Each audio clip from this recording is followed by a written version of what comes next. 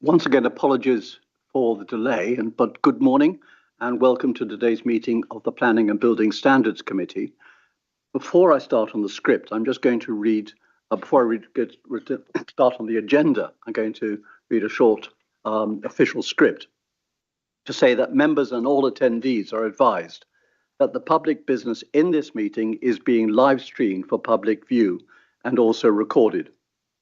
By participating in the meeting, attendees give consent for this. The recording will be available through the link to the event live stream on the Council website for public viewing for 180 days afterwards. The recording will be automatically deleted after this time. And I'd remind everyone that the Council does not permit any other recording of the meeting other than this one. Thank you. Okay, turning back to the agenda. Do we have any apologies for absence? Chair, there are apologies from Councillor Cox. And Councillor Orr, is she online? She's not online. I don't have a note for Councillor. Okay, thank you. The order of business, item 2, order of business is as it is on the agenda, but I will probably aim to have a short comfort break round about 11 o'clock, depending on how the meeting goes. Item 3, declarations of interest. Just remind colleagues that if you have an interest you wish to declare, you can do so now or wait till the relevant item comes up on the agenda. Item 4, minute of the meeting that was held on the 29th of June. Has everyone had a chance to look at that, and are you content that it's an accurate report? Thank you very much. So, turning to our first application today, item 5. This is to do with Crystal Rig Wind Farm, and I'm going to turn to, is it Mr. Shearer who is going to talk us through this? Thank you. Thank you, Chair. I've just noticed Councillor Orr has just appeared online.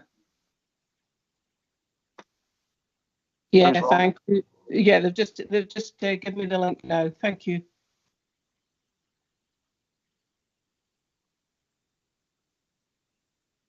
Okay, thank you, Chairman. Good morning, councillors, ladies and gentlemen. This application has been submitted under Section 36 of the Electricity Act, seeking consent to repower the Crystal Rig 1 wind farm.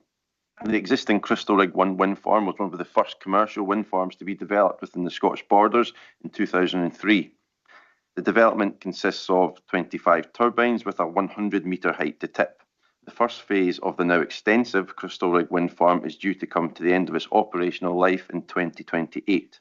So the applicants intend to remove all existing Crystal Rig 1 turbines, and under Section 36 of the Electricity Act are seeking consent to replace them with 10 new modern turbines with a maximum tip height of 200 metres in a process known as repowering. The repowering proposal would increase the installed capacity of the wind farm by 9.5 megawatts, where the development would generate up to 72 megawatts, and where feasible, it seeks to utilise existing on-site infrastructure such as tracks, switch room, and grid as well as its grid connection. The decommissioning and removal of all infrastructure and apparatus associated with Crystal Rig 1, which is not required as part of the proposed repowering proposal, is a matter that is controlled by a condition within the original permission and sits separate from this latest proposal to repower the site. But as the repowering proposal is a Section 36 development, you are aware that Section 36 applications differ from planning applications, whereby they are considered and determined by the Scottish Government's Energy Consents Unit, known as the ECU, not the local planning authority. Our role as a consultee is to consider the policy and technical aspects of the proposal and refer our views directly to the Energy Consents Unit, as they are the determining authority. Communities and other third parties have the same opportunity to make their own representations directly to the ECU, and it is for the ECU to account for these representations in their consideration and eventual determination of the proposal. So links to comments raised by third parties, as well as other consultees that sit out with the Council and report directly to the Consents Unit, are available within your committee report. We can now run through a series of slides, which also includes some photomontages and wirelines, including from some of the locations we visited as part of your viewpoint visit to assist with your consideration of the scheme.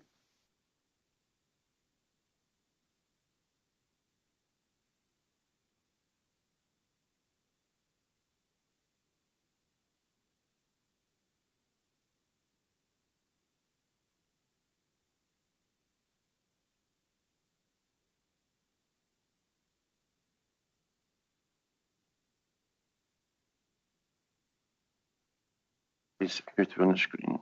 Right, okay. So, looking at the inset map in the right-hand corner, so the application site is located here, shown by the thick black line.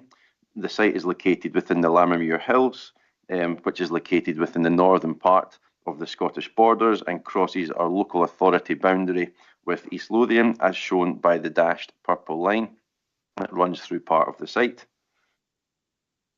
So Cranshaws is approximately located here on the B6355, with Longformacus further south, approximately here, and Duns to the southeast of the image would be approximately down here. And now looking below at the aerial image, so the application is shown by the thicker white line. So the site is accessed from the north by its existing access road near Innerwick in East Lothian, and then up into the Lammermuir Hills. So from the image, you can just about make out the tracks of the existing Crystal Rig wind farm that sits within the wider Lammermuir Plateau. So further Crystal Rig wind farm development extends to the northwest across the Dunbar Common, with the Aitken Gall wind farm located directly to the east across the Moneynut Edge. So the site is located within an upland type landscape, which is sparsely settled, as you can see from this aerial image. The site is also located within the Lammermuir Hills Special Landscape Area, as designated within your local development plan. So this slide shows the layout of the proposal. So the existing Crystal Rig Wind Farm 1 development is located within this line here. So existing turbines are shown on this image, located here, in and around, and also extend as far south as here as well. So the new repowered turbines are shown by these pink and green dots. So they are located on ground that did not currently accommodate the existing Crystal Rig 1 turbines, and the reason for this is to aid the decommissioning process. However, as you'll see, these new turbines, they are firmly located within the existing site, the confines of the site, and avoid extending out with the existing Crystal Rig 1 footprint into new ground. So through the course of the application, 6 turbines coloured with the pink dots were originally proposed to be 230 metres to tip. However, these have been reduced to a maximum height of 200 metres. So all 10 turbines here would be a maximum of 200 metres to tip. As you will see, the site is served by existing access tracks, and it will utilise some existing tracks within the site as well. Those are coloured pink, the pink lines here, with new areas of access track shown as blue, as well as you have a construction compound shown located here and here, with a small switch room located here as well. And it's also important to look at the contours on this plan, and by doing so, you will appreciate that the site sits within a topographical bowl, obviously with the narrower contour lines suggesting steeper ground. So it's contained by the Sparleton Edge here, the Moneynut Edge here, and also Critchness Hill to the south here as well. So this topographical bowl has been viewed to kind of successfully contain the existing Crystal Rig 1 development. Finally, so also you can pick up the other existing turbines that form part of the wider Crystal Rig array located here across the Dunbar Common, and then over into the Aitken Gall wind farm that is under operation of different developers, different operators, but they do form part of a wider array, as you will pick up from some of the subsequent slides.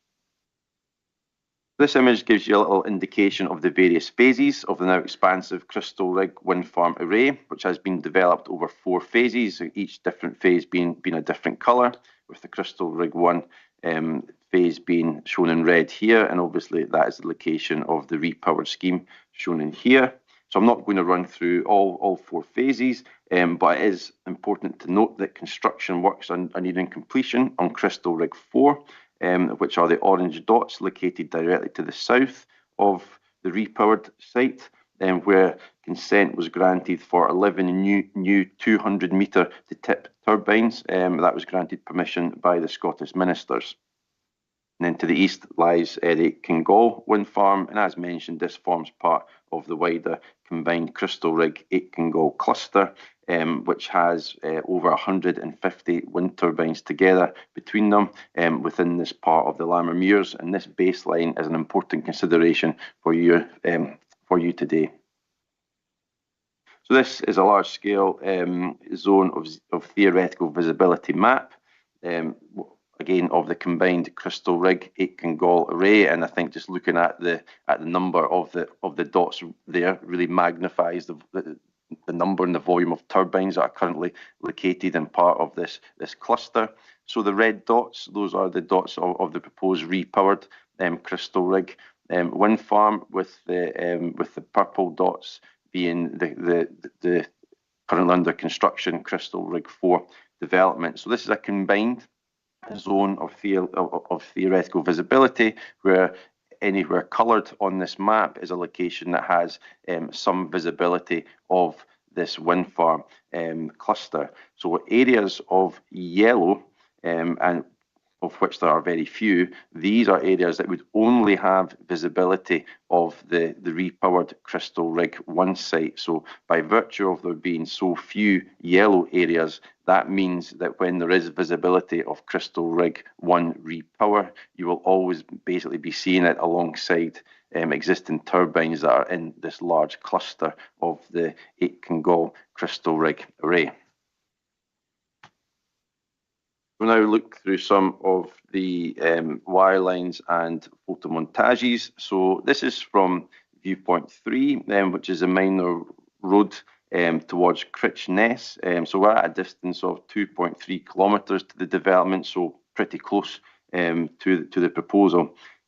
So this is the image above is the image prior to the development of Crystal Rig 4 turbines.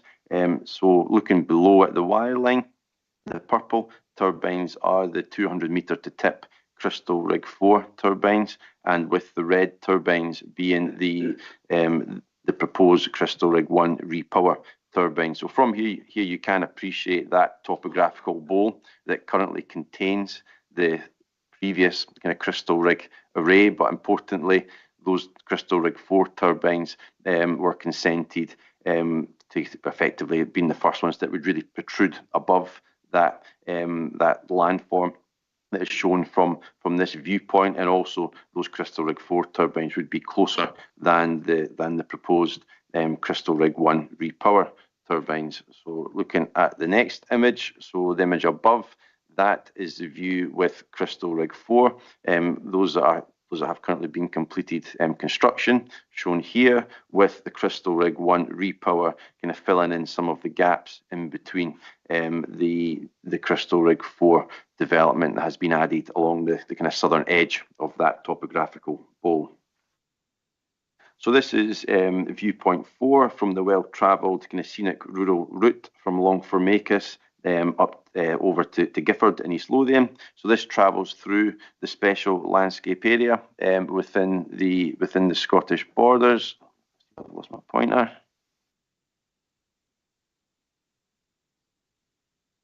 Okay, yeah. So this travels through the special landscape area, and when you are travelling through this route, you're travelling through a kind of sparsely settled upland landscape, but it does benefit from long views. So this is the current view towards the Crystal Rig, and also extending into the 8 Kingall array as well. So the taller, kind of brighter coloured turbines, if you like, in the foreground, those are the current Crystal Rig 4 turbines that have been added, and you can see they are noticeably taller than the turbines in behind, some of which will be the current Crystal Rig 1 turbines, and with the addition of the proposed repowered scheme, would certainly add more taller turbines to this view. However, they very much integrate with the existing Crystal Rig 4 turbines and their scale, and effectively the wider array, because you are effectively looking towards a very extensive kind of wind farm development from this location, with also the benefit of the rising land to this side does provide some containment to these taller turbines, certainly at this side of the array. So this is a viewpoint from Cranshaws, which is the closest settlement within the Scottish Borders to the proposal, at just over 5 kilometres. So some of these taller turbines here, these are the turbines of Crystal Rig 4 that introduced kind of larger turbines within this kind of rolling landform. Some residential properties sit to the right-hand side here of the image. And now looking at the proposed Crystal Rig 1 repower, again, it certainly adds more larger turbines in this view. However, it's very much an oblique view, where properties don't directly face towards the proposed development, and the rolling landform does continue to contain these views as well. Now, as we mentioned, that some of the turbines had been reduced in tip height, so the wireline below is to show I guess a result of that. So by reducing the 230 metres down to 200 metres, that has, if you can compare the original image above, which has the 230 metres, with the 200 metre turbines below, you will see that certainly some of them start to kind of reduce in scale in this image. So they won't protrude quite as much as they maybe do in some of the kind of photo montage information that is provided in the image above. So we're now looking at viewpoint 6, which is near the Dirrington Great Law, from the public road Lincoln Duns to Longformacus. So the prominent, this is a distant viewpoint. So we are at almost 13.5 kilometres from the wind farm, kind of looking up towards the Lammermuir skyline. And the kind of prominent Crystal Rig 4 turbines, you can certainly make those out along that skyline where they are already visible, and they do appear noticeably larger than the smaller turbines that are kind of tucked in behind, that are part of the rest of the Crystal Rig array. And so certainly the addition of more taller turbines will be, this is a distant viewpoint, but certainly the addition of more 200 metre turbines will add the tall turbines along this skyline, and it does arguably detract from this view across the special landscape area and towards kind of the important Lammermuir Hills that enclose the Scottish Borders. However, the proposal is seen within an expansive wind turbine landscape from this point. And as you recall, when we stopped here, as you continue to view east around this side, you do pick up the remainder of the Crystal Rig array, with also then the Black Hill turbines being in the foreground. So you are now looking at certainly a landscape with wind farms, if not a wind turbine landscape at this point. So that is considered that this context certainly reduces the severity of this impact of the addition of more taller turbines along this point. So this is viewpoint 7. This is from the public road that connects Duns towards the A1, quite a scenic but also a well-travelled route, obviously that provides access to both onwards north towards Edinburgh and then further south towards Berwick. So yeah, it's a well-used road, and this is at a kind of prominent corner as you turn and then kind of travel east. And so you're looking up towards Lammermuir Hills. So this is a photo montage which includes the repowered turbines that are located on this side here, and certainly from this point, the scale of the turbines integrate well with the existing array that continues east, and then with the 8 Kingaul turbines in the foreground are probably the ones that are more kind of visually prominent from this location, with Crystal Rig 1 repower remaining up within the certainly the upland landscape and across this kind of rolling landform that allows you to appreciate, I guess, its upland character, and again with the rising land certainly back towards the west, it would be providing some containment. So I'm not sure how clear this is going to be on the screen. However, this is from the same viewpoint, and this was an important viewpoint that was used during the determination of Crystal Rig 4 for aviation light purposes.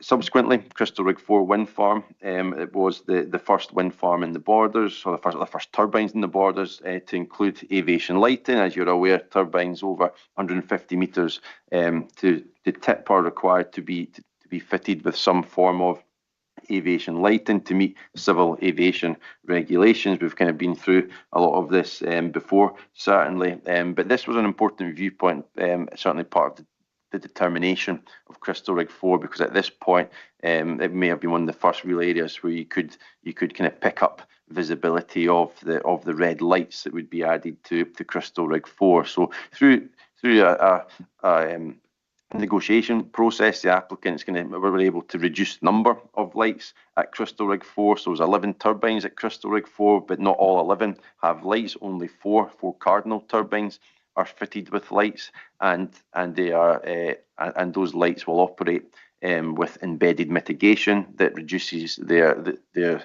visibility and intensity of the lights. So, but because Crystal Rig 1 will include obviously structures that are over 150 metres, they also have that requirement for aviation lighting as well. So from here, certainly the four Crystal Rig 4 lit turbines would potentially be visible depending on atmospheric conditions up above the skyline.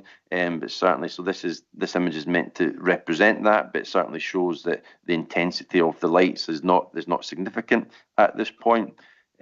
So once again, the applicants have been able to agree a scheme that reduces the number of lit turbines. So not all 10 of the repowered turbines would be lit. Again, there is only 4 turbines that would be lit. So in total, that would now give us kind of 8 lit turbines above the skyline. And yes, again, depending on the atmospheric conditions, it may change how bright those lights may or may not be. But nevertheless, provided a condition is recommended to ensure that the Crystal Rig 1 lights includes the same embedded mitigation for dimming and shielding that was included for the Crystal Rig 4 development. It is considered that the lighting impacts would not be significant and that they would be dimmed down to levels that were effectively deemed acceptable by the Scottish ministers at this location.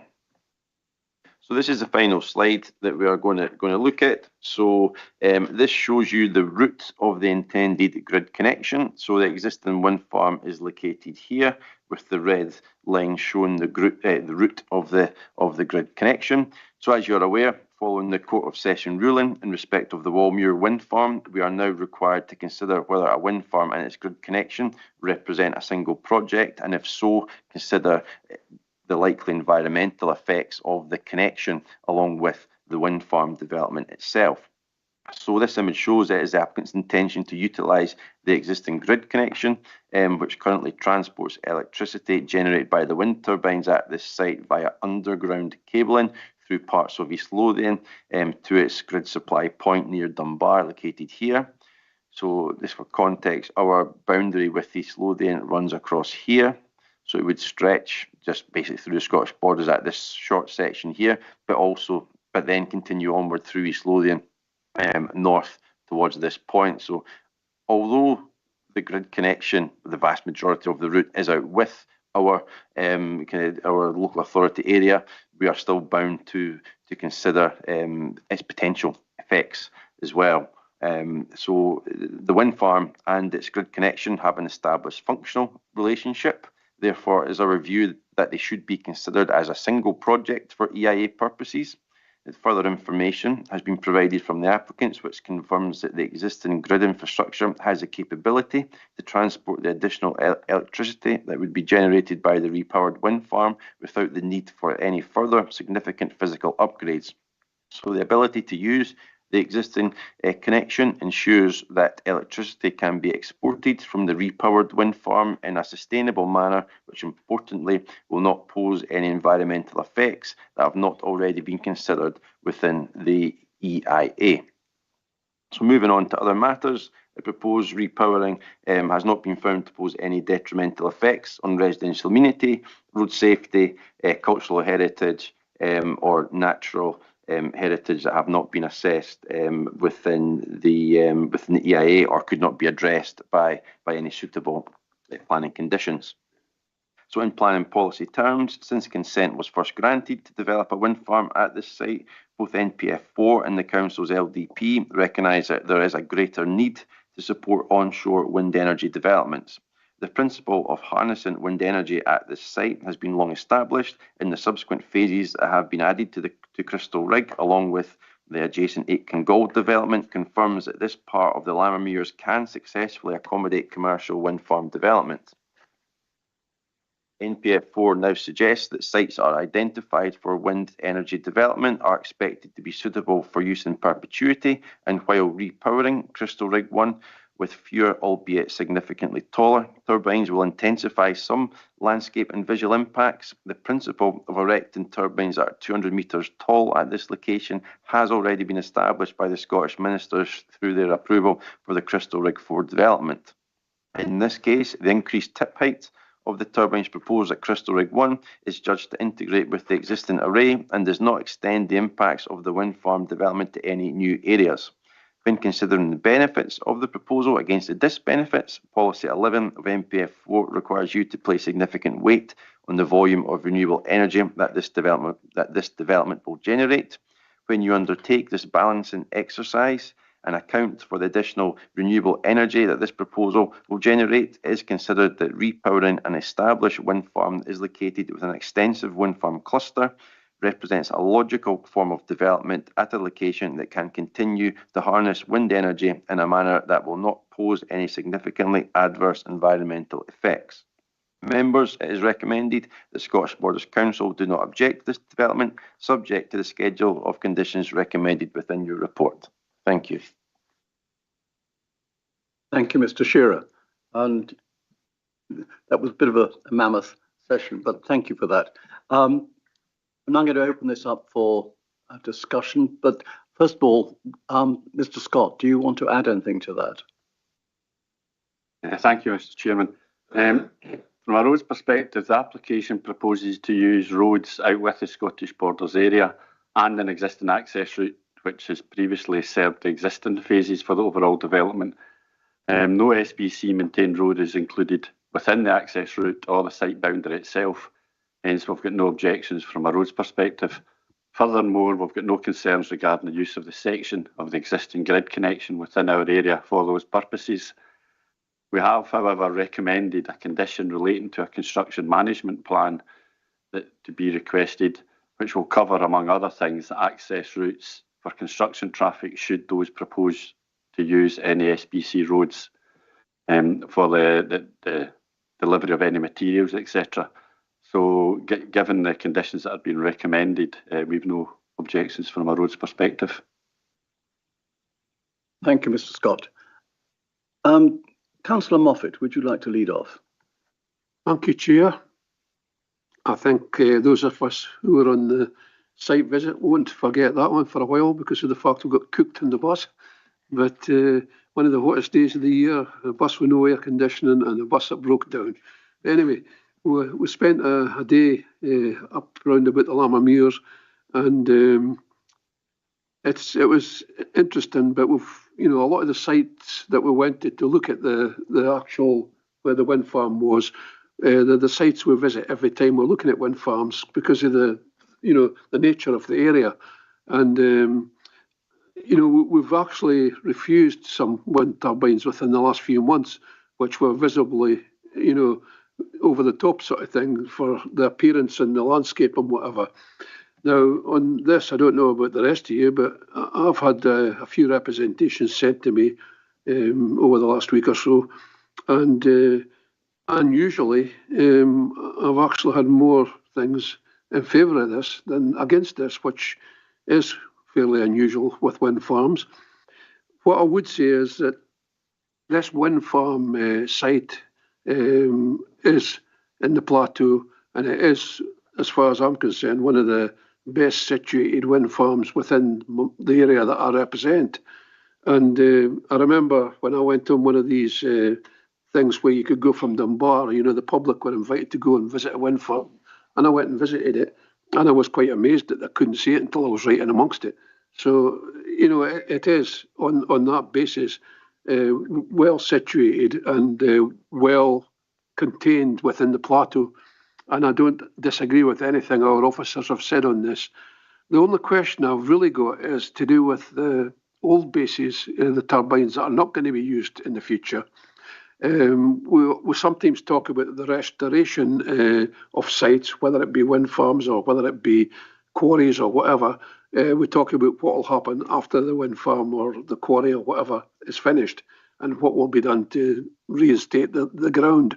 Now, we all know that the amount of concrete and metal and all the rest of it that go into the bases of these wind farms is quite considerable. And I'm just wondering what happens with not the new ones that are getting put up here, but what happens with the old bases that are there. And that's the only thing I've got a question mark on. So thank you very much. Mr. Chair, do you want to answer that? Yeah, unfortunately, I don't have a definitive answer to that precise question. As we kind of mentioned, that the decommissioning process, that's something that is governed under the original permission. So there's certainly a condition that was attached to the first crystal rig development, that once the wind farm reaches the end of its operational life and it's to be decommissioned, the precise details of how we're going to go about doing that has to be submitted by the applicants to the planning authority for us to consider. And clearly what we'll be wanting to do through that process is to ensure that the environmental effects of the existing wind farm and the infrastructure that are being removed are being handled as sensitively as possible, and that we're getting rid of as much equipment that we don't need on that site as possible, and we're doing that in a sustainable manner. So there's a process there. That process is not commenced yet. Likely, depending on what the outcome of today may be, may have a significant effect on as and when that process starts. However, we will be looking to ensure that the existing infrastructure that's no longer needed is removed as much as it's practically able to do. Thank you, Mr. Shearer. Councillor Orr. Thank you, Chair. Yes, I mean, I think looking at the amount of turbines we have in that area, another few wouldn't really make much difference. But I think there's a more intelligent view on what's happening there, in that putting the taller, more efficient turbines in and taking at some point away the ones who have come to the end of their lives. So I don't have a problem in that, especially as we're using already tracks that are there. And I know there's going to be some visual aspect to it, but to be quite frank, you know, if you live over here, you know, they're actually everywhere. So I think this is, I can understand why people are more supportive, because there is more information out there. I know just sourcing it, even in the local papers, you know, you've got this chance to look intelligently at what's happening. So I would support the officers on this one. Thank you, Councillor Orr. Councillor Scott.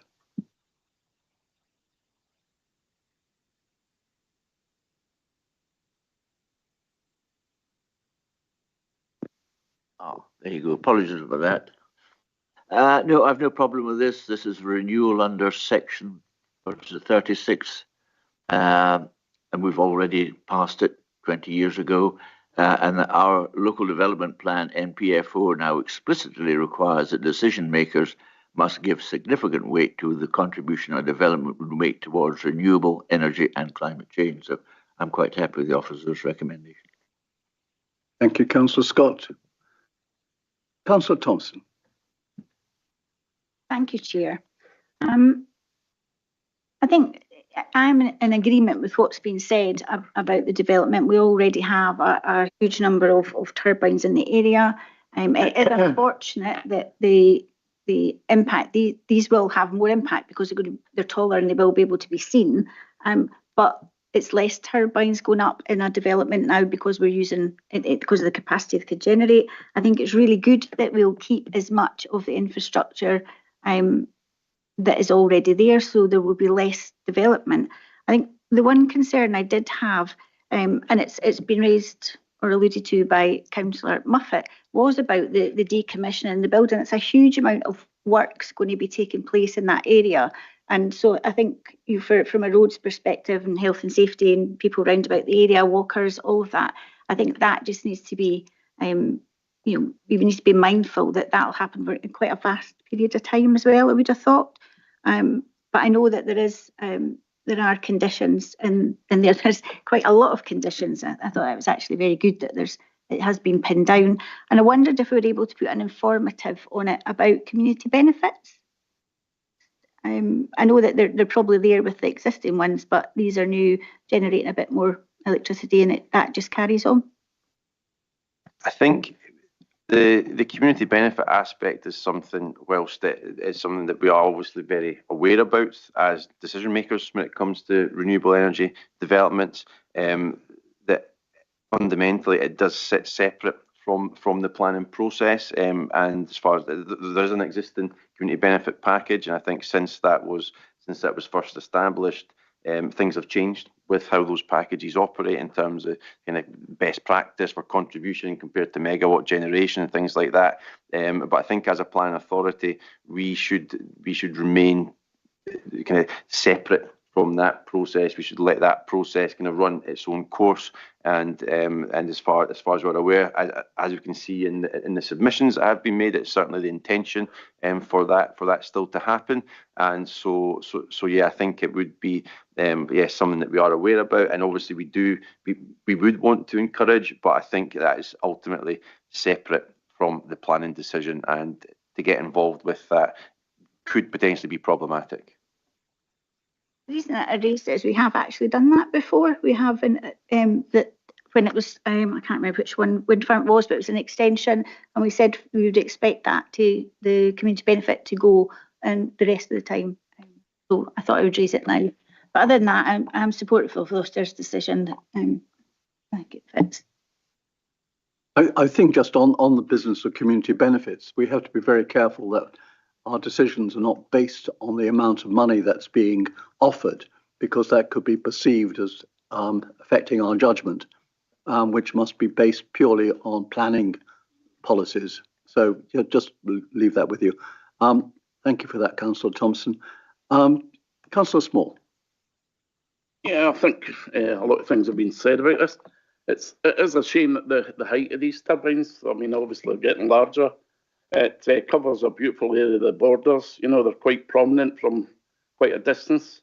So, I mean, I think it does make sense to put them on the same site, because obviously that's been there since 2003, and people are aware that that's where they are.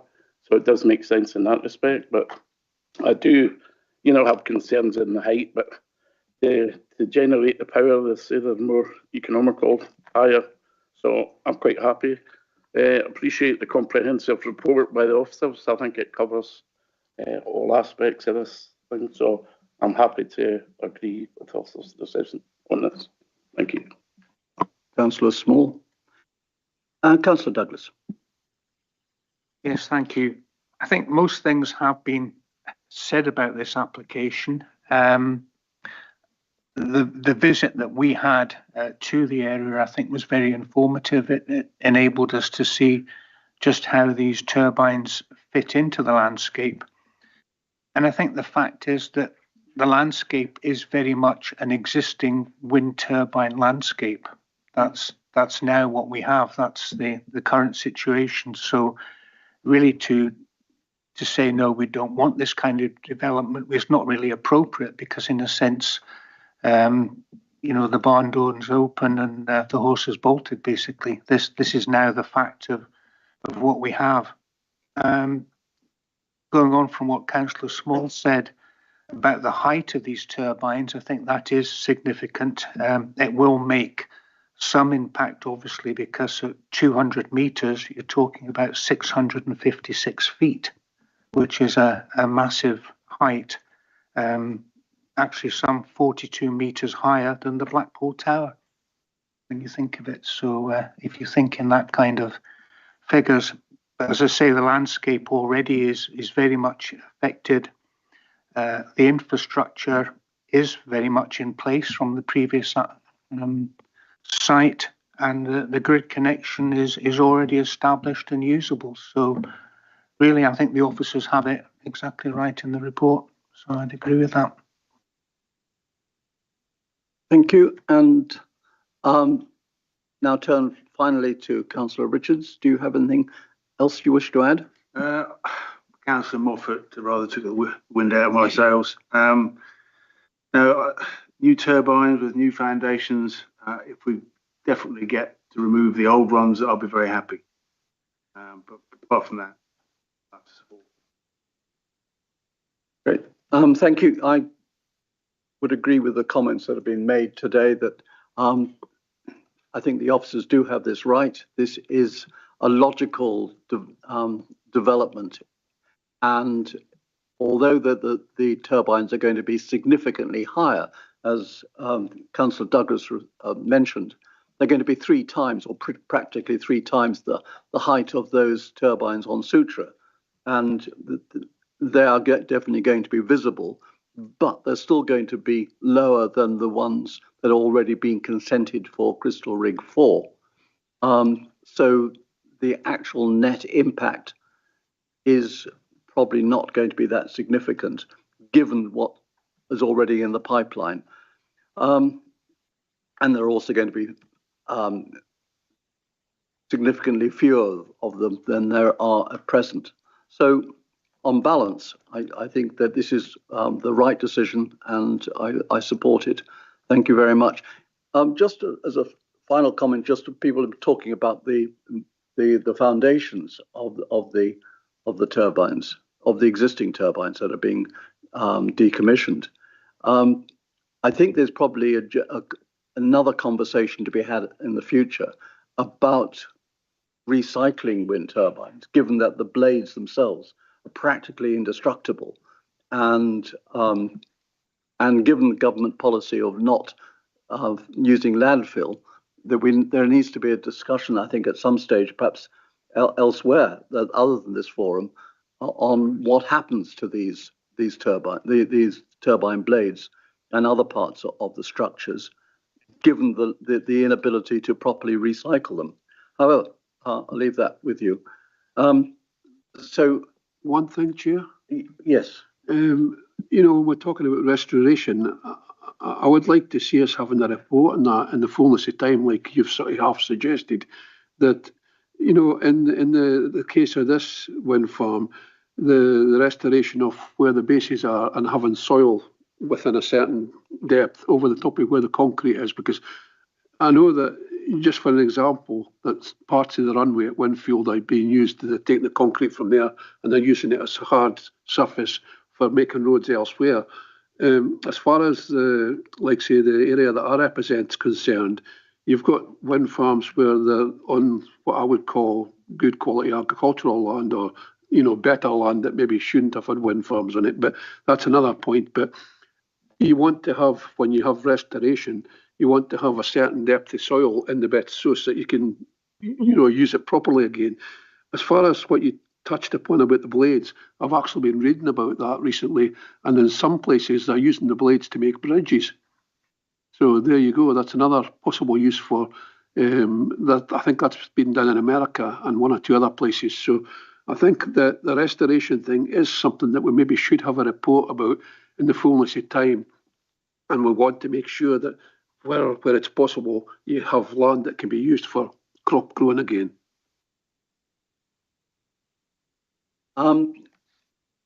Colleagues, just to formally, are we agreed that we do not object to this this proposal? Yeah, thank you very much. It's now 5 to 11, and given that the next application looks like it's going to generate a fair amount of debate, or possibly, looking at Mr. Wise, who doesn't seem to be surprised at that, I'm going to suggest we have a short comfort break now. If we could sort of be back here by 11:05, that would be helpful. Thank you, and just wait while the live stream is paused.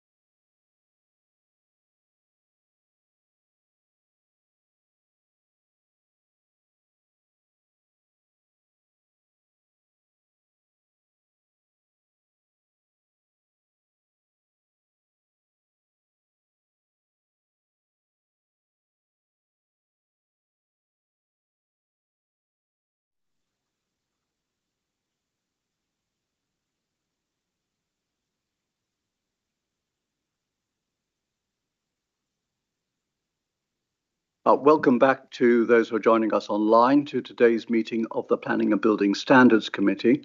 We're now going to turn to our second application today, which is the Sturges Renewable Energy Park. And I'm turning to Mr. Wise to make a presentation on this. Thank you, Chairman. This application has been submitted under Section 36 of the Electricity Act for the development of a renewable energy park comprising of a co-located solar farm and battery energy storage system with associated infrastructure, access and ancillary works at land south and east of Sturges Mains, Hoyk.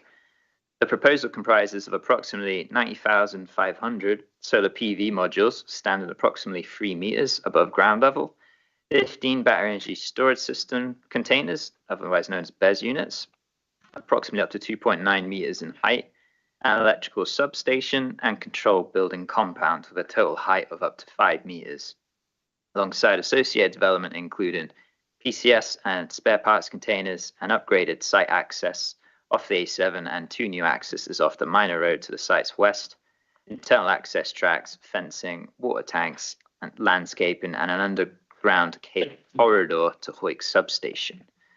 I know as the grid connection would be underground, it would be considered as permitted development.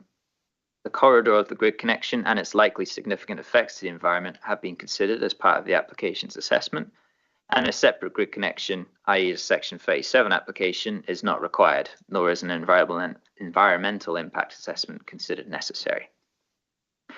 The renewable energy park would have a total installed capacity of approximately 60 megawatts, with the solar PVs generating 30 megawatts and the BESS units storing up to 30 megawatts.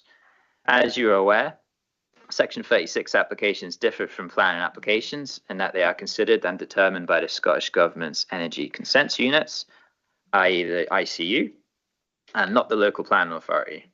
Our role as a consultee is to consider the policy and technical aspects of the proposal and to refer these directly to the ECU, as they are the determining authority. Communities and other third parties have the same opportunity to make their own representations directly to the ECU, and it is for the ECU to account for these representations in their consideration and determination of this application. Links to comments raised by third parties and other consultees to the ECU are available within the committee report. Should the Council determine that it wishes to object to the proposed development, the ECU will determine whether further procedures are required to determine the application, including a public local inquiry. Should you determine that the Council do not wish to object to the application, then our response would be returned to the ECU, where we would proceed to determine the application, where they would proceed to determine the application on behalf of the Scottish ministers, accounting for responses from all consultees and third parties as they see fit, including any further processes and procedures they deem necessary. It should be noted that if permission is granted, the Council, rather than the ECU, would become the relevant enforcement authority responsible for monitoring compliance with the approval, including discharge and any conditions attached to that consent. I can now run you through a series of slides which includes drawings, photo montages, and pictures to assist you with your consideration of the scheme.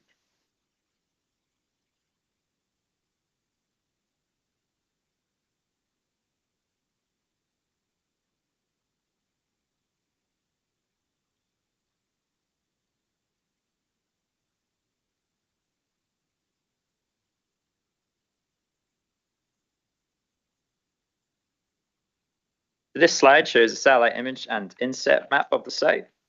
Looking first at the inset map up here in the top right, the black line outlines the site boundary. The 59.8 hectares site is to the northeast of Hoyk, just west of the A7 trunk road. As you can see, the application's boundary is elongated in shape for the separate areas of the development. Solar arrays to the east, the BESS units to the west, and the corridor to the grid connection to Hoyk substation to the southwest, as shown by my point. The D10-3 minor road, or Sturges Road, runs west along the site, and there is a minor road to the north of the site serving residential properties, including east and west of Boonrow. Looking at the aerial satellite image, the white line outlines the site boundary. As can be seen, the site is a largely greenfield agricultural site. The A7 to the east of the site runs from Hoyk northwards, and so is approximately 300 meters northwest of Hawick. Northeast of Hawick, with Galalor Business Park the closest part of Hawick's settlement area on the south side of Galalor, which sits between the business park and the proposed development here. Patches of woodland can be seen as shown on my pointer and the minor roads previously mentioned. This is Sturch's Farm to the west, which will be close to where the BES units will be sited. The minor road forms part of the Borders Abbey's Way. Along the northern minor road, you can see the residences of East and West Booneraw. Is also a core path link this road. Otherwise, as you can see, there are a lot of fields surrounding the area. This next slide is a location plan, which is much the same as the previous image and shows the red line boundary on a larger scale OS map. It more clearly defines the Borders Abbey Way here to the west of the site, running south to the north. And it shows contour lines of the site and its surroundings. As you can see, the land rises to the west here and to Galalor to the south here. Here is the A7 to the east of the site and the Galalor Business Park, just to the south and southeast of the site. This is a site layout plan, and it shows an overview of the development with the solar array to the east in blue and the BES and substation area further west here and the underground grid connection corridor to the southwest along here. This is a zoomed in site layout plan of the solar PVs area. As you can see, it's split into separate arrays around the existing stone dyke walls with access paths, roads and infrastructure between, as shown by my pointer. The gap here is an area of existing rock which will not be developed on and left as is. These dots, the black dots around the site, are transformer stations and spare parts containers. And to the east, this brown area here will be a temporary construction compound and an improved access to and from the A7 here. This is a zoomed in image of the BES area, site layout plan. These, it's in red here, are the BES storage units, the PCS containers and transformers. And to the substation, this is the substation building here in the compound below, and with the spare parts and containers adjacent just here. The acoustic fence is in green here towards the Sturch's Mains building, and the security fences in blue here. And this blue item here is the water tank and a drainage area here also. There's the site layout plan for the grid connection corridor. As you can see, it leads from the BES units up here to the Hawick substation and to the southwest along the existing minor roads. This is the outline landscape mitigation proposals. As can be seen, many of the boundaries of the site are proposed to have native hedgerows and woodland planted to act as mitigation alongside wildflower meadows. This includes the BES and substation area. The existing stone dyke walls will be retained and hard landscaping such as deer fencing, acoustic fencing and security fencing are proposed. Final details of the landscaping, however, can be conditioned should the application be consented. This is drawings of the solar panels or solar PVs. As the cross section shows here, the panels will be dug into the ground and angled to 10 degrees towards the sun. It will sit up to 3 meters above the ground level, and again, these final details can be secured by condition. The drawings of the BES units, as the elevations show, they will be similar to a shipping container in appearance, and they will sit just under, well, they will sit just under 2.9 meters in height and sit on a layer of sand, a level layer of sand. Again, final details can be secured by condition. Much of the remaining infrastructure previously mentioned will be similar in appearance to these containers. These include the substation, PCS units, spare parts and water tanks around the BES units, as well as the transformers and spare parts storage around the solar PV area. Moving on, this is the theoretical visibility of the development figure, and it shows the visibility across the area's landscape character types. The areas in blue here are areas where the development is most visible, which lowers to yellow with limited visibility, and no shading where the development is not theoretically visible. Two host landscape character types are the ones most effective. This is landscape character type 99 here to the right here, and landscape character type 101 to the left over here.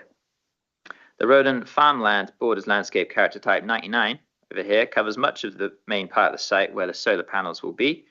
It is a large landscape with undulating fields and wide landscapes. In contrast, the rocky upland fringe landscape character type 101 to the west of the site, where the BES and substation area is sited, has diversity in scale with a combination of undulating and angular forms, which I will show in my viewpoints later. Whilst there is theoretical visibility to the east, the visibility is largely localized, as I have noted in my report.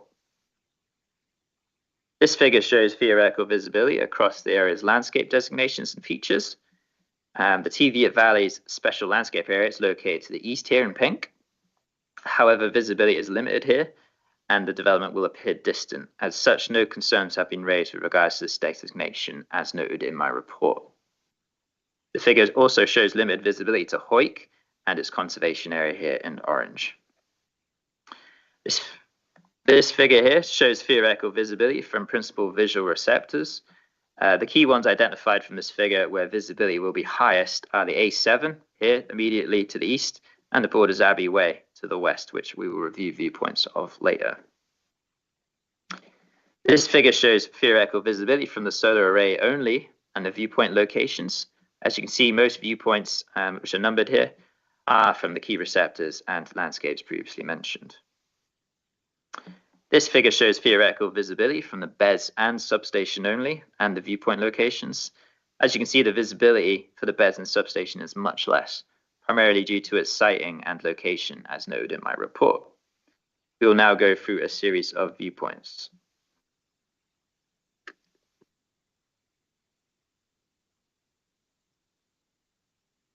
This is viewpoint 1 from the A7 looking southwest across the site.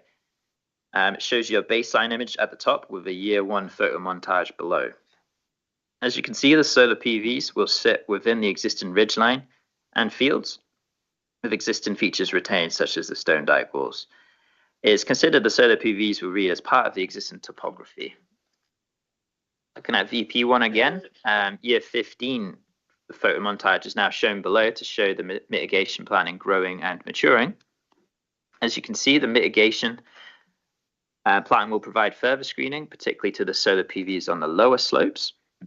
Whilst those on the upper slopes will still be visible from this viewpoint, it's important to note that this is a short and fleeting view with drivers traveling at the national speed limit. As such, solar PVs are unlikely to be fully experienced for most and fleeting in any case. Furthermore, the solar PVs will be facing south away from southbound traffic, so glint and glare will not be a problem for drivers along the A7. This is a photo from further along the A7, and this demonstrates that the topography screens the site from further north, and there is screening also further south. As such, this view from viewpoint 1 will be short and glancing in nature when traveling southbound along the A7 trunk road. Such views to the solar PVs will be restricted to traffic traveling northbound in the other direction. This is viewpoint 6 at the West Lees Junction onto the A7. So this is just further south from viewpoint 1 and looking west across the site. Again, with baseline image at the top and year 1 below, year 1 photo montage below. As you can see, the solar PVs are fairly prominent initially and above the ridgeline. However, this view is only experienced at this junction and not on the approach from the minor road, given the land raises up to this junction. Furthermore, it is reasonable to consider that most receptors using this junction will be looking left and right for traffic at this junction, given the nature of the A7 trunk road, rather than straight ahead to the development, so its sensitivity is lessened, I consider. This is VP6 again, but with a year 15 photo montage for comparison. As you can see, the mitigation plan would effectively screen the development. Whilst the open views will be lost, field boundary tree planting is common in this landscape and considered acceptable. As such, there are limited concerns from this viewpoint. This is viewpoint 2 along the minor road to the north of the site. This represents views similar to what East and West Boonville residents will experience, with the baseline and year 1 photo montage shown here. Again, the solar PVs will sit within the existing ridgeline and field patterns and retain existing features such as the stone dyke walls and hedgerows. From a residential visual amenity perspective, as per my report, it is considered the impact from the solar PVs will be acceptable and not of a level which would be overbearing and dominant on properties and make them unattractive places to live. Again, the solar PVs will face southwards, removing glint and glare issues to receptors along this road and including residents.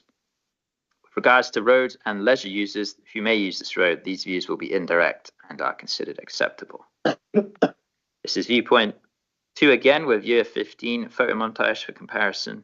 As you can see, the mitigation plan would help screen parts of the development, particularly the lower slopes, and it is considered the long expansive views will be still could be experienced by residents. As such, there are limited concerns with this viewpoint. This is viewpoint 3 along the minor road to the west of the site along the Borders Abbeys Way. Again, showing the baseline and year 15 photo montage. Again, the solar PVs will sit within the existing ridgeline and field patterns and retain existing features such as the stone dyke walls and hedgerows. Whilst it will be a change to the landscape, it is considered acceptable if expansive views still enjoyed and the landscape's integrity retained. As such, no concerns are raised with this viewpoint to leisure use nor to leisure users of the Borders Abbeys Way. Viewpoint 7 here is southeast of the site and of Hoyk at Kinninghall, representing the setting of Hoyk and longer range views. This shows the baseline and year 15 montage. As you can see, there is limited visibility to the solar PVs. It's quite hard to tell on this image, but they're approximately here.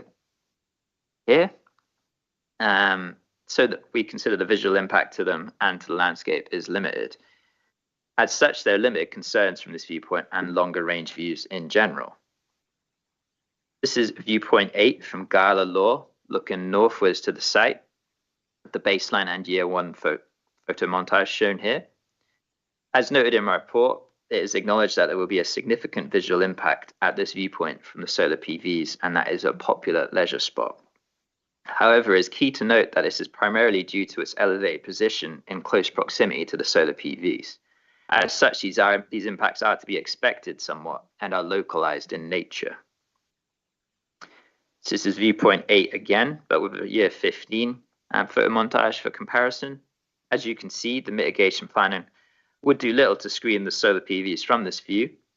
But as noted in my report, whilst it is noted the visual impacts will be significant from this viewpoint, this must be read in the context that this view forms part of a panoramic view, with arguably the views in other directions being more striking, expansive, and attractive, as I'll show in my next slides. As you can see, this is a photo of the fields to the northwest of the site, just adjacent, looking towards the BES substation area, which would be approximately behind here, and the solar panels approximately here where my pointer is. These are photos to the field further west along the path here at Gala Law, looking towards Hoyk and the Teviot Valley and Southern Uplands in the distance. This is a photo to the south, overlooking the Southern Uplands and woodland in the forefront here, and again to the east. As such, it is important to note that the impacts from the viewpoint at Gala Law are in the context of it being a panoramic view, and that there are other views around Gala Law to be experienced. This is viewpoint 4 along the minor road west of the site, looking towards the Sturches Mains Farm and the BES substation area, with the baseline and year 1 photo montage shown. Whilst the development will break into an undeveloped field, it will be of a similar scale and character to the agricultural unit in front of it here, and it is considered that it would read as part of the agricultural use. This is VP4 again, but with a year 15 photo montage for comparison. As you can see, the mitigation plan would screen the BES units and substation well, with the woodland appearing similar in character to that existing behind it. Key features and range of intimate and expansive views will be retained, it is considered. As such, no concerns have been raised with this viewpoint nor to leisure users of the Borders Abbeys Way. This is viewpoint 5, further southwest at Heap Hill, looking upwards towards the Sturches Mains Farm and the BES substation, which would be up here. As you can see, there will be limited visibility to this development with the existing woodland largely screening the development. This is the next slide again, it's VP5 with a year 15 photo montage for comparison. As you can see, the mitigation plan would screen the BESS units and substation well. As such, there are no concerns being raised for this viewpoint. That is the end of my slides, and I'll leave it on the outline landscape mitigation proposal plans as I continue with my speaking notes. Looking at the principle of the development, both the LDP and NPF4 generally support renewable energy, including the co-location of renewable energy generating stations, where proposals are appropriately designed, sited, and provide mitigation to prevent a range of impacts. You have a comprehensive report before you, setting out the key policy constraints against which this application needs to be assessed, so I do not intend to cover all the matters that have been raised and considered by your officers, but will go through those that I believe are key for the consideration of this application. In terms of the key impacts from the proposals for you to consider, these are generally limited to landscape and visual impacts, as highlighted in many of my slides. It is acknowledged that the Council's landscape architect has raised objection to the application with regards to impacts from the solar PVs to the immediate landscape character, residential visual amenity, leisure users of Gala Law, road users on the A7, and to Hoyt setting. However, as shown in my presentation and in my report, it is considered these impacts are localised and are to be expected, as per NPF4 Policy 11. On balance, these localised impacts are considered to be of an acceptable level and are not considered to be significantly adverse. The solar PVs are sited in amongst the existing field pattern and will retain its existing features, such as the stone dyke walls and woodland. The solar PVs, where visible, generally align with the topography of the land, so read as part of the existing landscape and do not protrude into the existing skyline or penetrate the ridgeline. And as such, much of the expansive views and landscape characteristics experienced by residents, walkers, vehicles, and other leisure users will be retained, particularly in the rolling farmland borders landscape type, character type 99. Whilst the visual impacts to the views from Gala Law are significant, this is in the context of the view forming part of a panorama, and the views to the solar PVs would be largely contained to those looking northwards and will be less visible or not visible in other directions to the west, south, and east, which arguably are more appealing to leisure users overlooking the Hoyk and the Teviot Valley over to the southern uplands. As such, whilst it is acknowledged that the solar PVs will be a significant new feature to the landscape, on balance, the impacts are localised and are at an acceptable level, particularly given the supportive plan and policy context. There's therefore no further mitigation is considered necessary, as suggested by the Council's landscape architect, and a condition could be has been recommended in the report for a landscape and ecological mitigation and management plan to finalise the proposal's landscape mitigation. It's also important to note that the proposal's impact are temporary in nature and will be reversed in future after decommissioning of the solar farm. Limited concerns have been raised with regards to the BESS, the substation element of the development, nor the corridor for the underground grid connection. Limited concerns have been raised by our internal consultees otherwise, with many matters which can be addressed via the use of conditions such as noise impact, glint and glare, biodiversity mitigation and enhancement, and drainage. This includes matters related to the road safety, with our roads plan and service officer seeking conditions for a construction traffic management plan and details of proposed accesses onto the D10-free minor road. Our roads plan and service officer, Alan Scott, may wish to comment further on this. These matters have otherwise been assessed in detail in my report with a suite of conditions proposed. As such, following the requirements of NPF4 to attribute significant weight on the contribution the development would make to meeting Scottish Government energy targets and other economic and environmental benefits, in this case, it is considered that the benefits outweigh the identified significant landscape and visual effects. I therefore recommend that the Council do not object to the proposed development for the reasons listed in the report and the conditions proposed. Thank you. Thank you, Mr. Wise. And Mr. Scott, do you wish to add anything? Thank you, Chairman. The submission itself intimates that the traffic associated with the construction of the facility will access from the A7, and as that's a trunk road, that would be a matter for Transport Scotland to comment on. It is proposed that there will be limited traffic using the minor council road once the facility is up and running, and as such, roads planning deem that to be an acceptable increase on such a road, and we've no objections to the principle, subject to the conditions suggested within the planning officer's report. The construction management plan requested via a condition will be used to help assess any mitigation works which may be required as a result of the HGVs using surrounding road network during the construction and potential during the operation of the facility. So that will mitigate any impact that it may have on council roads within the area. Thanks. Thank you, Mr. Scott. Yes. Point out a typo that on the very first page for E59 it says this ward is mid-Berwickshire. I don't think that's quite true. I think it's probably more Neil Richardson, Davidale. It's definitely not Mr. Moffat's, Councillor Moffat's. Well spotted, Councillor Scott. Thank you, Chair. Thank you. Bonus points.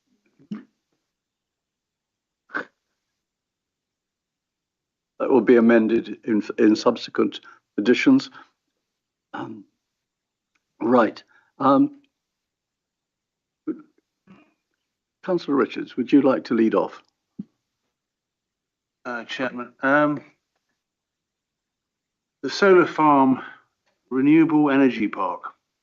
To be honest, it's very difficult to be totally negative about this.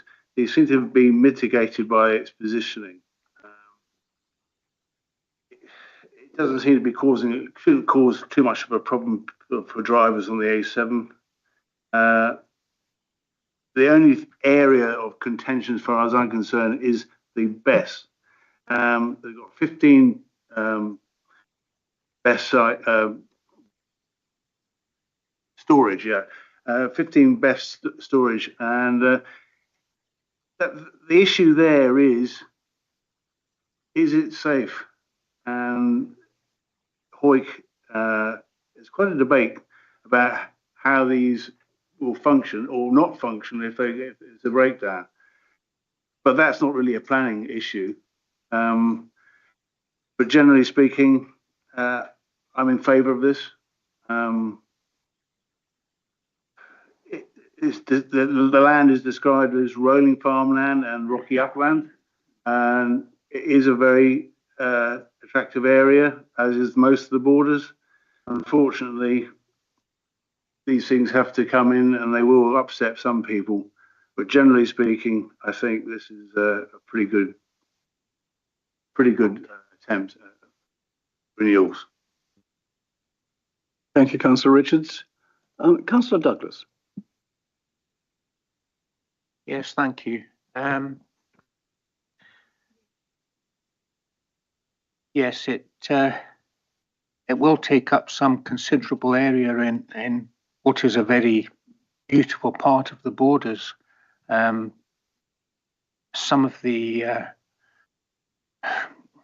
aspects of it will be seen from the roads nearby.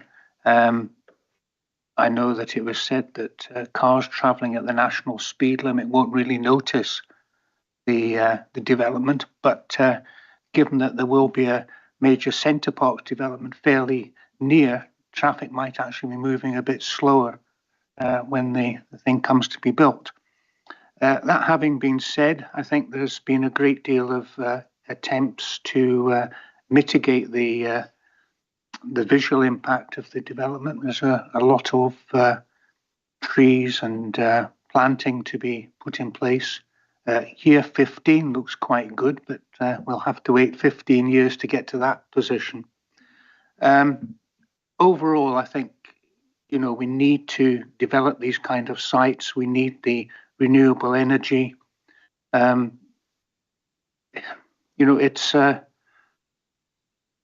not the best agricultural ground in a sense, so it is making use of that land, and I think it's I think the officers have it correct in this case. Thank you, Councillor Douglas. And Councillor Scott.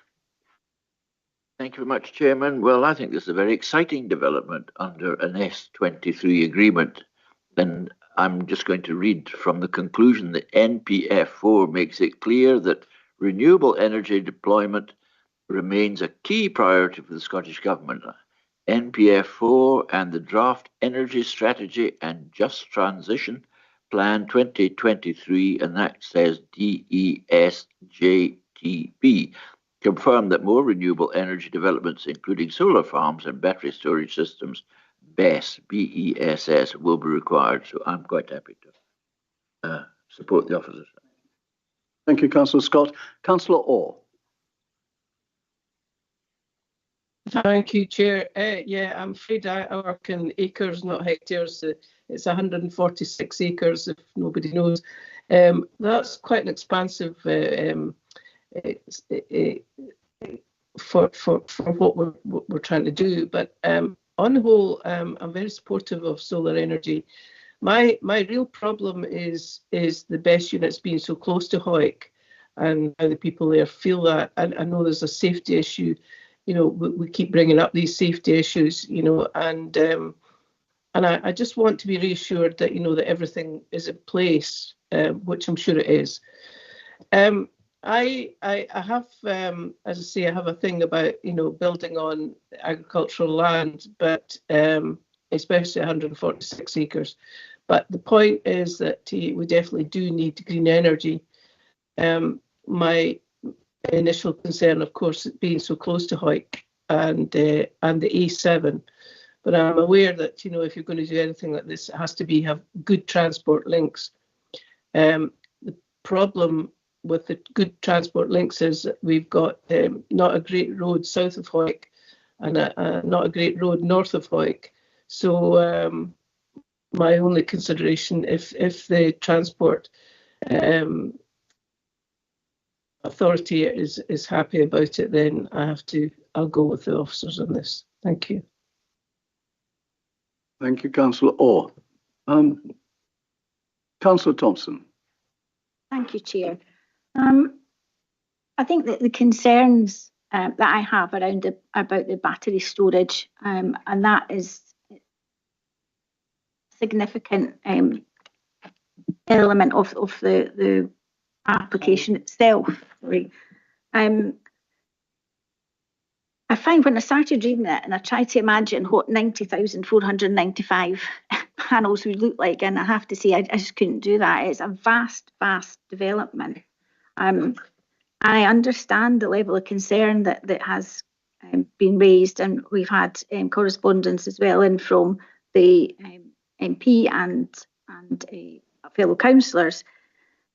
We need to go with the policies that we've got, and MPF4.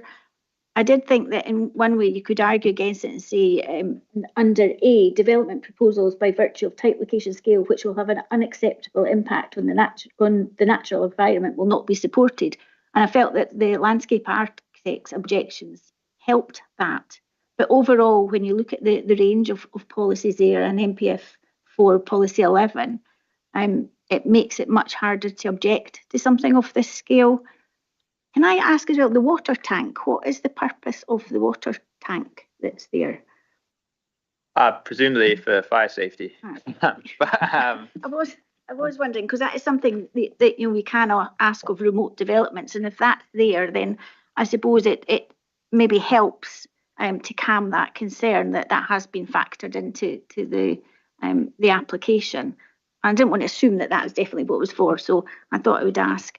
I think on the whole, the officers have called this right, and I would be happy to support them. But I do think that we need to be mindful. It has been highlighted that the impacts on for people at East Bunro, and for them it will matter a lot. So to say we've mitigated and it should be fine, I know that for some people this is not going to be the best outcome. But I have to go with the officers today because the policies support it. Thank you, Councillor Thompson. Councillor Moffat. Thank you. As I say, I did notice it wasn't in Mid-Berwickshire, but the land doesn't look very good quality. It's just basically grazing land.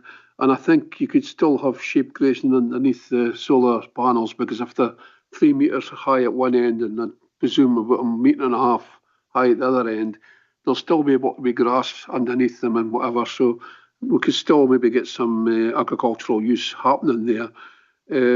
My main concern is to do with the battery storage element of it. Councillor Thompson's sort of touched upon the water tank and the fact that it's there for a reason. Now, I don't know whether the Fire Brigade, Scottish Fire and Rescue, have put views in on this or will be putting views on this. But I do know battery storage, if there is something goes wrong, they have a virtually impossible job to try and put the fire out. They can something contain it, but putting the fire out isn't sort of really an option. And the biggest problem, I think, is the water that's there being used to try and put a fire out if it was to happen. If that was to get into the water courses round about, it would poison the, any streams or burns. And if they go into the Tweed or whatever, then, the Teviot or the Tweed or whatever, you wouldn't have any fish life left. And so I think that's the major concern. Now, I don't know if the officers can answer this, but I thought there was a Scottish Government moratorium on these things, the battery storage, or there was being talked about having a moratorium on the battery storage element of these things.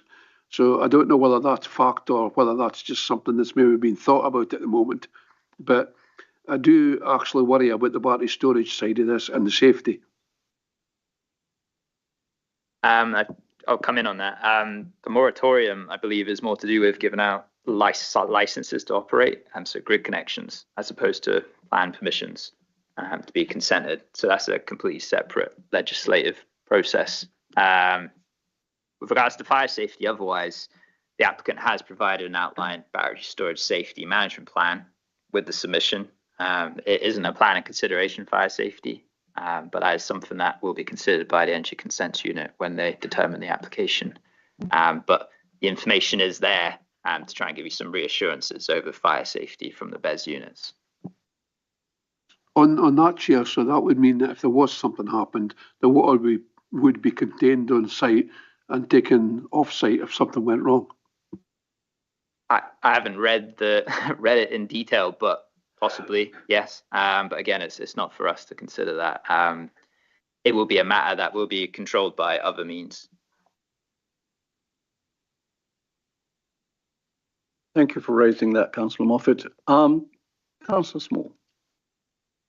Yeah, I've got concerns over what the borders are being asked to accept here, wind farms and storage facilities. We depend on tourists as well, and their natural beauty is one thing that attracts people to this area. And I think we're commercialising the borders, and I feel that it's a bit much. I know we've got to reach our net zero targets, but I think at a cost, I think it's going to impact on tourism and definitely bringing people to the borders. It is a comprehensive report, and I accept that. And I think with the planting and that will mitigate, obviously, in 15 years we looked at the floating montage, which will help it. But at the moment, I think it is a blot in the landscape. But I'm happy to go along with the officer's recommendation. Thank you. Thank you, Councillor Small. I have to say that I too have strong reservations about the visual impact, and I thought the points that raised by the landscape architect were significant. Basically, he's saying there are going to be significant major adverse impacts caused by this proposed development. There are two aspects which I particularly thought were relevant. First of all, although the stone dikes are going to be retained and the solar panels will be located within those areas bounded by the dikes and the hedgerows, these features will no longer contribute to the landscape character. The landscape character is defined by those dikes, by the hedgerows, and that they will no longer be able to do that once the fields have been covered by solar panels. So I thought that was a very fair point raised, and I think we've got, the screening, as you rightly point out, is going to take 10 to 15 years to take effect. That's a long time, and to wait until the effects of that. So this is something that's got to be weighed in the balance. The report identifies that these impacts are going to be localized, which is fair enough. But the point is that there are so many localized impacts that I'm concerned that you actually got a cumulative impact caused by a number of localized impacts. Mr. Wise is frowning at that comment, but the point is that, you know, how many localized impacts do you need before you've got a serious impact? And so I recognise that the overall view of this committee is that we should not object, and so I think that unless somebody wishes to propose an alternative, then I'm content to go along with that. But I wanted to raise my concerns about the serious adverse impact that this development will cause. I think too that with Councillor Smalls and also Councillor Douglas, I think, raised the issue of the A7 and visitors there. I don't think drivers are going to notice it very much, but the passengers might, because, you know, they'll be more content to look out of the window, and you've got Centre Parks coming up, and which will bring a lot of visitors to the area. And I think it's a shame that this area will be diminished by a development of this kind along a major tourist route. So I think that it also needs to be reflected in our comments. So having said that, on the basis, Councillor Thompson. Yeah, I mean, I think the point that you just made is really valid, that it's a lot of we've been told a lot of localized issues that are coming, but it is actually localized over a wide scale. And so I think that has triggered with me that, you know, we've all said that we're concerned about the battery storage. So we're saying the officers have called it right, but there's a whole bit of it that we all agree is a concern. And I do think that there is perhaps a bit more thought needed about how you word that part of it, because if we're, I know it comes as a whole application, but actually there's a significant part of the application we have all raised a concern about, and also the fact that we are being driven towards looking at them as localised, but as you say, over that scale, when does it go from being one small thing to a whole load of small things that are all linked, and we actually have a bigger concern, but we've just expressed it differently.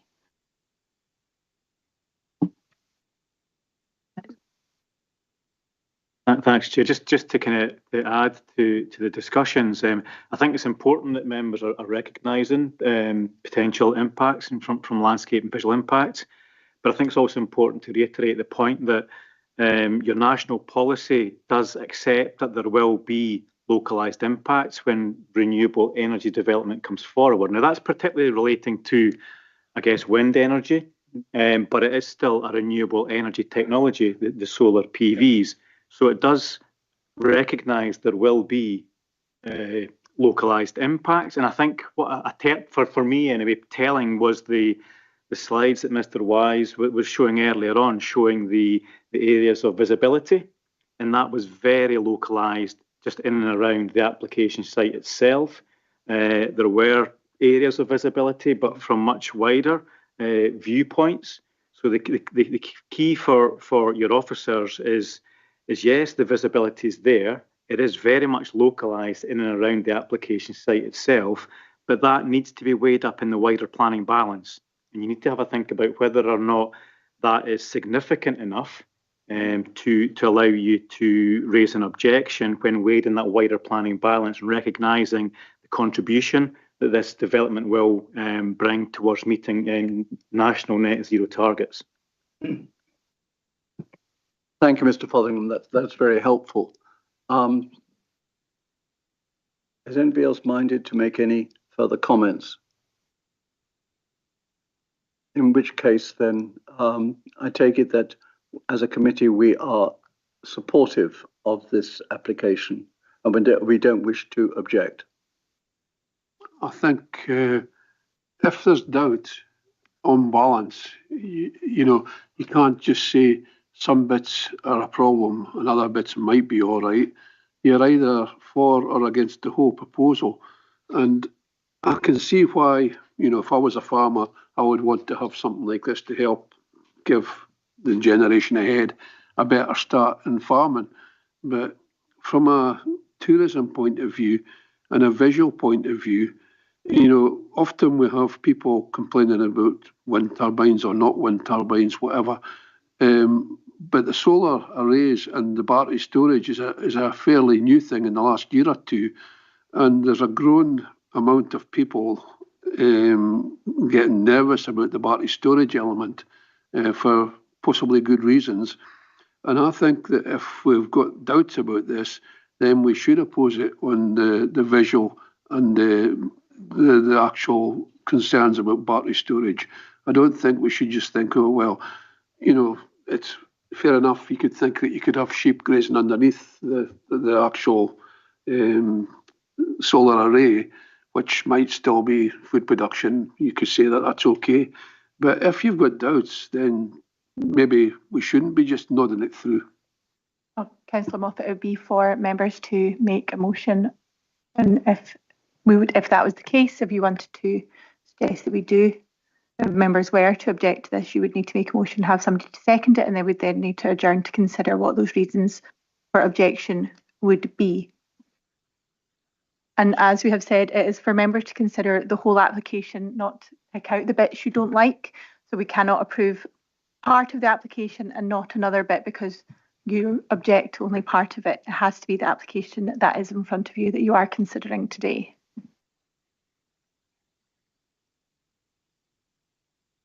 Councillor Moffat, are you minded to move that we object to this application?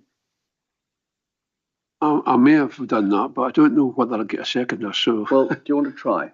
Well, I would object from the point of view of visual amenity and the effect it will have in the local tourism industry. Thank you. Do you have a seconder? Councillor Thompson, were you thinking about seconding? This is, I think when I was reading through the paper, this is because I did look at policy 11 and it's E part 2 that says significant landscape and visual impacts.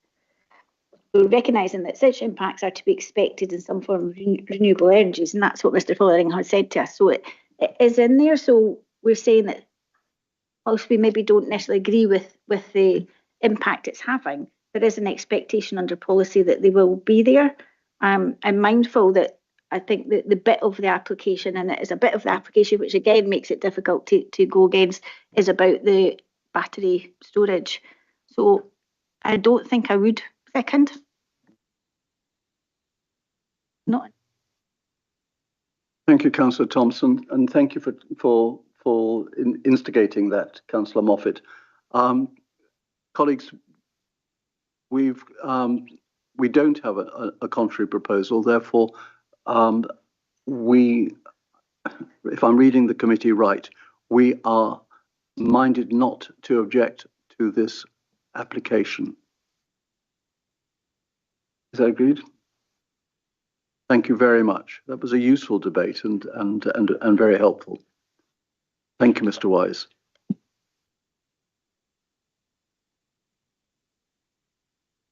Okay, colleagues, we're now going to turn to our next application, which is for a holiday park development west of Earlshof Farm, or the farm at Earlshof, Deborah. And is it bothering? Sorry? Oh, we do.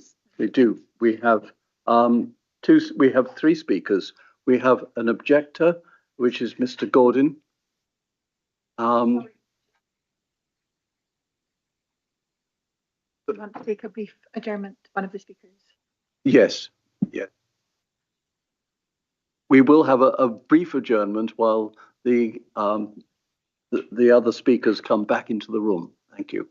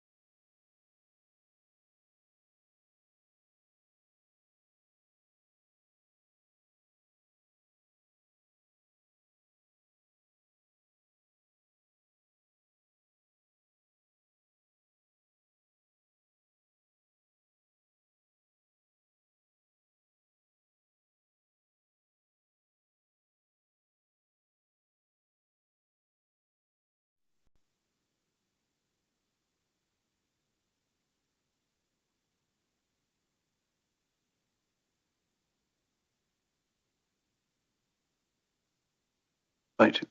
Ready when you are, Mr. Gordon. Good morning, Chair and committee members. My name is Stuart Gordon and I reside in Camptown. I've been asked to speak on behalf of local people who have lodged formal objections to the development at Earlshaw. The proposed development site occupies a highly prominent location close to the hamlet of Camptown. A principal concern is the scale of the project. The creation of more than 40 dwellings would dwarf Camptown and outnumber houses there by 400%. It is in reality the creation of a new village and completely out of character with the surrounding landscape. To the layperson, this would appear to contradict the Scottish Borders Local Development Plan and the National Planning Framework. What is the point of having such plans if they're not adhered to? The creation of a new and transient community at the development would seriously impact on the existing patterns of social and economic life for Camptown and beyond. It is also worth noting that within a 10-mile radius of Earlshaw, there are 10 existing lodge and caravan parks, and we would suggest that this provides sufficient choice for visitors without the need to destroy further pristine Borders countryside. The economic aspects highlighted by the developers have in the main been unevidenced and fail to mention the detrimental effect on local existing holiday parks. In addition, they fail to highlight the demands that would be placed on local GP practices, dentistry and hospital services by the creation of what is effectively a new village within the Jedburgh catchment. The creation of a handful of jobs is debatable. These would be low paid and filled by people from out with the area.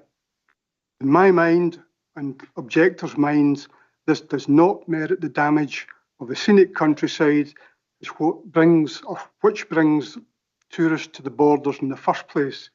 It's akin to killing the goose that lays the golden egg.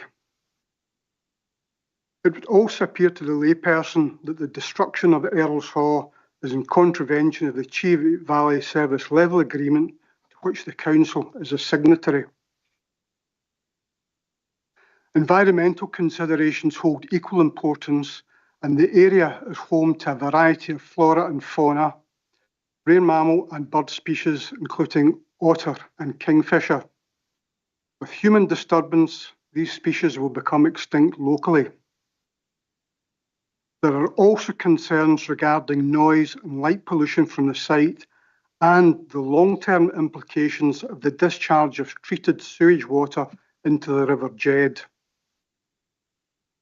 There are a number of adjacent SSIs, including woodland dating back to the 17th century.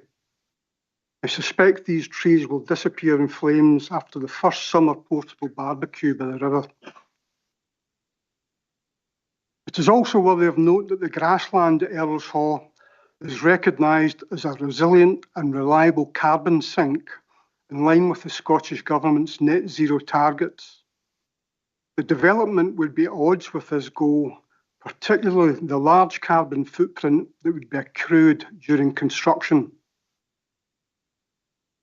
Road safety and transport are another major issue. Safe access and egress to the site will require major engineering roadworks, and this has been flagged up by Transport Scotland and other bodies.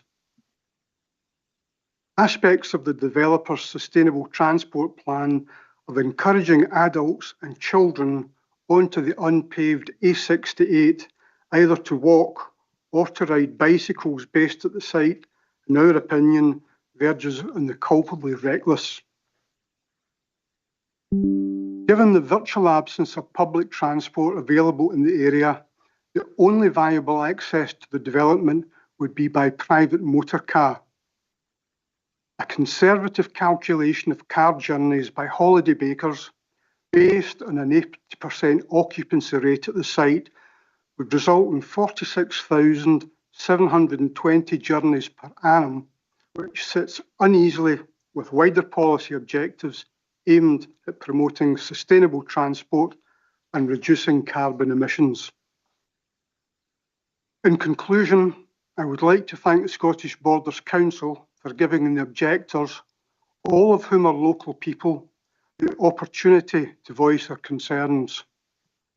We are not PR experts. We are not marketing gurus employed by big business whose sole concern is to maximise their profits. We are just the ordinary people who live and work in a community which we hold dear, and we wish to preserve for locals, for tourists, and for existing businesses in the area. We trust the committee considers our objections and does not breach its own local plan and service level agreements with other bodies. We respectfully request that this application is refused. Thank you. Thank you, Mr. Godden. If you'd like to resume your seat now, that'd be fine.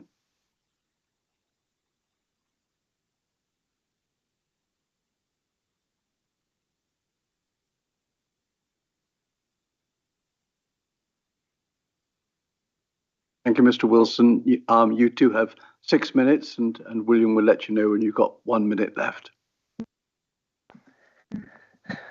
Thank you, Chair. Chair, members of the committee, I would first like to thank the Planning Officer and all consultees for the considerable work undertaken in assessing this application. This proposal has been subject to extensive scrutiny and specialist assessment. As a result, the great majority of technical matters have been successfully addressed. Nature Scott does not object. The Council's ecologist does not object. The archaeologist, flood risk officer, environmental health, Scottish Water and Transport Scotland do not object, subject to appropriate conditions. 2 of the community councils consulted also support the proposal, as do a wide range of business and community organisations we have consulted, including Town Team Jedburgh, Visit Jedburgh and the South of Scotland Destination Alliance. They recognise its potential to bring visitors, jobs and investment to the Jedburgh area. The remaining issues before members are therefore principally matters of planning judgment. The officer gives 3 reasons for refusal, and I'll address each briefly now. Firstly, sustainability. We accept that visitors to a rural destination will predominantly travel by private car. That is an inherent characteristic of rural tourism. People choose a countryside accommodation precisely because that's where they want to stay in an attractive rural location and explore the surrounding area. The relevant question is therefore whether the resulting travel impacts make this particular tourism proposal unacceptable when considered against its benefits.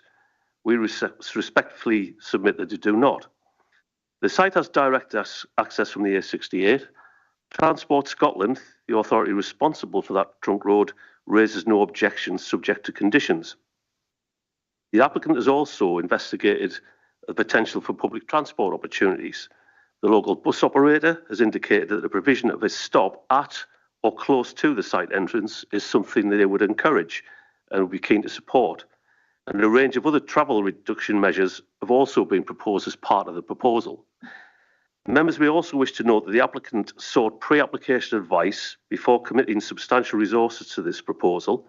The process was broadly positive, with accessibility and distance from Jedburgh identified as the principal concerns. The applicant proceeded in good faith and has commissioned extensive professional reports and assessments that are part and parcel of this application. Secondly, landscape, siting and character. We recognise that this is a sensitive landscape. That's why considerable professional landscape work has been undertaken. Importantly, the officer's report acknowledges that visibility is relatively limited because of existing screening, particularly along the A68. The landscape effects are also expressly acknowledged as localised. This is an application for planning permission in principle, and the applicant is committed to delivering high quality development and would positively welcome appropriate conditions controlling final layout, design, materials, landscaping and other mitigation. If members consider parts of the indicative layout too prominent, those details can be refined. If greater screening is required, the applicant is willing to provide it. Extensive native planting along the A68, for example, would not simply mitigate views of the development, but, if properly designed, would enhance the landscape quality of the upper field itself. We therefore respectively respectfully ask members to consider whether concerns capable of being addressed through detailed design, landscaping and appropriate conditions justify refusing the principle of the development altogether. Thirdly, the TV Valley Special Landscape Area. The officer's third reason concludes that landscape impacts on the special landscape area are not clearly outweighed by social, environment and economic benefits. This is perhaps the clearest planning balance members have been asked to make today.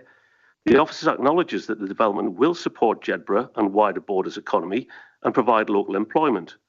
The submitted business plan estimates between £2 and £4 million each year in additional visitors and supply chain expenditure, together with operational and construction employment. This substantial private investment in the Borders visitor economy, it would bring visitors to the area throughout the year, support shops, restaurants, attractions and other local businesses. In particular, local contractors who will directly benefit from construction and wider supplying opportunities have been identified, and we've engaged with them extensively. The proposal will also create employment and broaden the quality of accommodation available to visitors. Those benefits have to be weighed against landscape effects, which the report itself acknowledges are localised. We respectfully invite members to give greater weight to those economic and tourism benefits and to reach a different planning judgment. Conclusion. Chair, members, this is not an application without impacts. We accept that few developments are. The question is whether those impacts justify refusing a proposal which has successfully addressed the great majority of technical issues and which offers substantial long-term benefits to the economy. The applicant is willing to work constructively with the Council on layout, landscaping, design and other mitigation to deliver a high-quality development. We therefore respectfully ask the committee to conclude that those benefits, together with the ability to secure further mitigation through the detailed approval process, tip the planning balance in favour of the development. And on that basis, we would ask you to grant planning permission in principle. Thank you very much for your time. Thank you, Mr. Wilson. If you resume your seat, please. Thank you.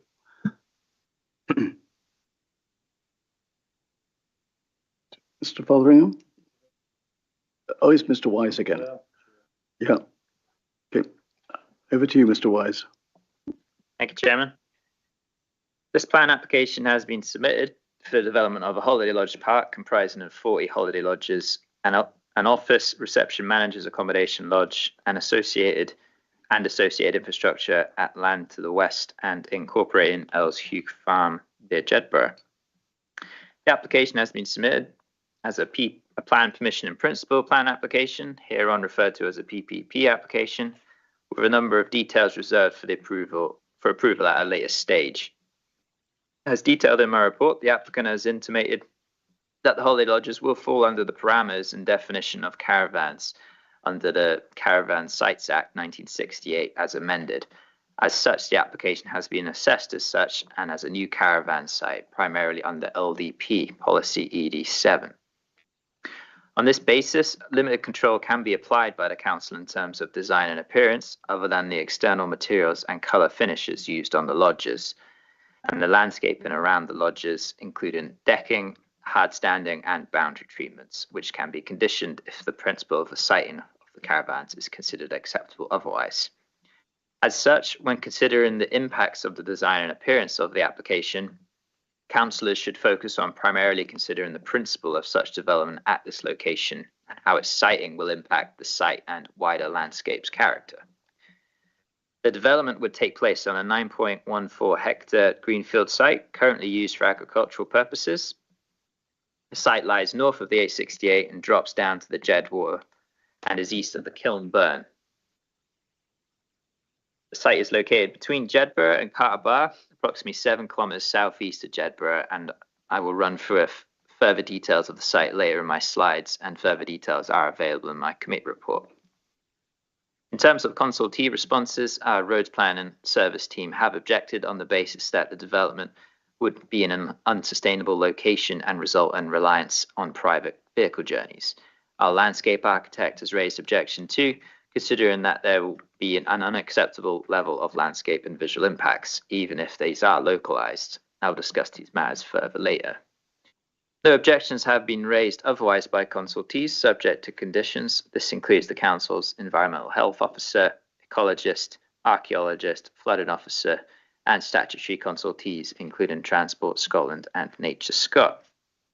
I also note that we've received confirmation from the Jedwater Valley Community Council that whilst I noted that their comments were in support, they were actually neutral and general. My apologies, but that's something to note when considering this application.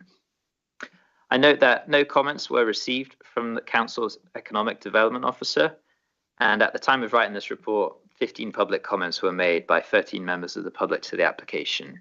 13 of these in objection, 1 neutral and 1 in support. The comments raised both planning and non-planning matters, which I have addressed in my report. I will now run through a series of slides for you.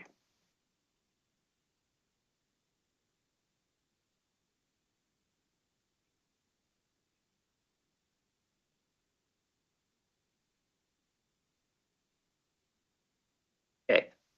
This first slide shows a satellite image with an inset map. Looking at the inset map up here in the top right corner, the black line outlines the site boundary. The site is found off the A68 between Jedburgh to the north and Carterbar to the south. There are no settlements or local services or amenities in proximity to the site. Oxenham, which is 4.5 kilometres northeast, is the closest defined settlement in our LDP, which is beyond where my pointer is. Closest residential building group of Camptown is approximately 0.5 kilometres southeast of the site here. Looking at the aerial image, the white line outlines the site boundary. As can be seen, the site is largely greenfield and agricultural land. Found on the bend of the A68 here with Earlshew Farm adjacent. As detailed in the report, the application drops from the southern boundary to the Jedwater Valley to the north. As such, it is a sloping site. The Mossford Bank ancient woodland is on the other side of the Jed Valley here, Jedwater, sorry, and the Kilnburn and its ancient woodland is to the west of the site here. Otherwise, as you can see, there are a lot of agricultural fields surrounding the area. There's a location plan and existing site plan. Again, it's much the same as the previous images, showing the red line boundary on a larger scale map. On the location plan here, you can see the remnants of the old Jedwood Chapel and its burial grounds here, which is an historic environment record. And on the existing site plan, you can see the contours which show you that the site rises close to the southern boundary of the site and then drops down to the river valley. And you can see that there's an existing farm track along here which runs through the site and down this slope. As detailed in my committee report, the barns adjacent to the site here have recently received planning consent to be converted into holiday lets, with the improved site access here being approved as part of this consent. This access will be shared by the Holiday Lodge development, which we are considering today, so it's important to note this, and whilst the position of the access has raised planning concerns, Transport Scotland has raised no objection, and they consider it meets the required standards for accesses onto trunk roads. These are the site designations, as can be seen. This is the site here, outlined in light blue. The site has a number of designations around it and within it. These include the River Tweed Special Area of Conservation here with the blue line, the Jedwater Woodlands Site of Special Scientific Interest in red here, the Mossburn Bank and Kilnburn Ancient Woodland here in purple, and the green area is the Teviot Valley's Special Landscape Area. This slide here shows figure 2, which was provided by the applicant in their landscape and visual impact assessment, hereon referred to as the LVIA document. This figure shows further constraints at the site, including a flood risk area to the northwest of the site and the previously mentioned Old Jedwood Chapel and its burial grounds. As such, the site has a number of constraints on site. This is figure 3 from the LVI document. Here it identifies the developable areas based on these constraints. As you can see, the developable areas are identified as the upper and lower parts of the site, avoiding these constraints and using the existing access track through the site. This has thus led to this indicative site plan as shown here. There are 28 holiday lodges proposed to the upper part of the site here and 12 on the lower part with an access road connecting them, or access roads connecting them. Additional landscaping and woodland is proposed alongside the A68 boundary and by the Jedwater Valley, Jedwater, primarily to provide screening and provide a buffer to the Jedwater. As noted, this is an indicative plan, so it is showing a potential or likely layout with buffer areas where development will be avoided. Final layout will be secured via condition if the application is consented. I will show this plan now in more detail. This is the south section of the indicative site plan. Again, it shows you that the upper area of the site where there's 28 holiday lodges connected by a loop road, with each unit having 2 parking spaces and 2 cycle storage spaces and a decking area beside it. The reception manages an office building which is near to the access here. It's essentially another holiday lodge or caravan, and it will be similar in design and appearance. It also has 9 staff car parking spaces and 4 guest spaces, including an accessible space and 6 cycle spaces. 8 further staff car parking spaces are dotted around the holiday lodges on the site, providing access for management and maintenance. A refuse area for collection is located close to the site access here, and it's noted that the land rises to the centre of this part of the site, and in some cases it is 8 meters higher here than some sections of the A68 to here, which raises character and visual impact concerns which have not been addressed in this application. Consider. This is the north section of the indicative site plan, showing you the lower area of the site. It has 12 holiday lodges connected by a cul-de-sac road with a turnhead here and a stepped pedestrian access path leading back up the site. As detailed in my report, the level changes raise some accessibility concerns, and it's noted that visitors will have to navigate a significant slope to get up to the reception area, or indeed if they want to walk to any nearby facilities. The layout otherwise avoids flood areas and the chapel area, as previously noted. These are indicative drawings of the caravan, parking areas, and cycle storage. As can be seen, it is a fairly standard caravan design with a decking area, albeit the height in these drawings is 3.8 meters and greater than the 3.05 parameter for the definition of a caravan. Saying this, for all intents and purposes, the application clearly seeks them to be classed as caravans, and it is likely a mistake. I would suggest any application consented would be restricted to meet the definition of being a caravan, and this matter is further detailed in my report. The holiday lodges and reception building here are much the same with a different internal layout, and the car and cycle spaces and bin area are again as pretty standard as can be seen. These are some example images of holiday lodges provided by the applicant. Again, I note that the drawings submitted with the application are largely indicative, and the council would have limited control over the design and appearance as they would meet the definition of being caravans. So essentially, they may not look like these images shown on the screen here. Moving into the theoretical visibility of the development, this figure shows visibility across the area. The areas in red are where the development is most visible, which lowers to green, with limited visibility, and no shading where the site is not visible. Development is not visible, sorry. Visibility appears greatest to the north, east and west, albeit is largely localized, as noted in my report. This figure shows theoretical visibility across the area's public rights of way. The path to the north, running east to west, has high visibility of the development and will be shown later in the submitted viewpoints. This is the indicative landscape master plan, shown in greater detail the enhanced planting around the site, as previously mentioned, alongside the A68 and the Jedwater. This is a matter which could be reserved by condition if the application was to be consented. We'll now look through a series of viewpoints and photos. This is a photo of Earlsheugh Farmhouse for context, and the A68 in front of it.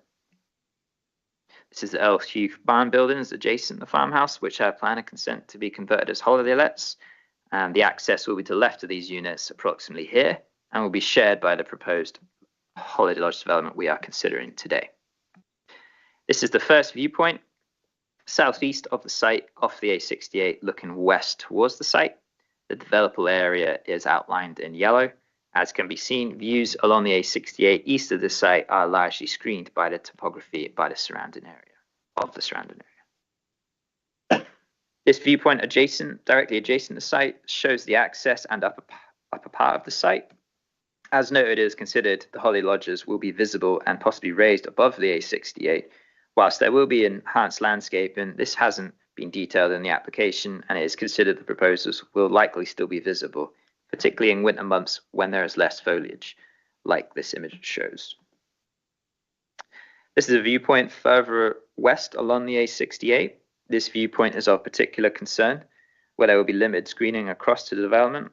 While this view will be fleeting, it will be a stark contrast to the existing rural view, and the lodges will likely sit higher than the road and appear prominent. This is a photo from the entrance showing you the raised height of the site and the bend of the road on the A68. This is a viewpoint from within the upper area of the site, which shows you the existing landscape character with expansive rural views and a rise in the slope in the upper area of the site. This view here, the next photo, is taken from within the site on the upper slopes. It shows you the existing landscape character with these expansive rural views and the slope and nature of the site down to the Jed Water. The access track would run alongside where the existing fence line is here. This is a photo by this access track and shows you that extensive earthworks will be required to create this access road and to level the land for concrete pads for the holiday lodges, which will harm the existing character of the site. This is the first viewpoint along the public right-of-way running above the Jed Water north of the site. As you can see, the upper part of the site is highly visible, with the lower part less so. The development will be in Walker's Eye line for long periods along this path when travelling from east to west. This next viewpoint, further along the public right-of-way, shows you the upper part of the site is highly visible, with the lower part increasing in visibility. I note the access track and road will be visible from these views too. As such, it is considered there are concerns in terms of landscape impact to the area, including the Teviot Valley's special landscape area and visual impacts to leisure users of this path.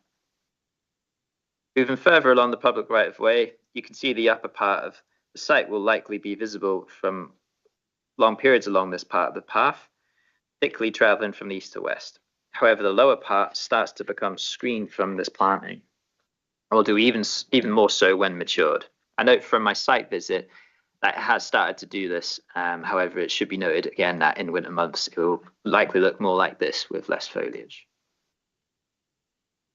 This last viewpoint along the public right-of-way shows you what the view would be like travelling from the other direction, west to east. It shows you the upper part of the site is still visible, with the lower part less so. However, the views are less direct and the screening is somewhat effective and will become more so as it matures.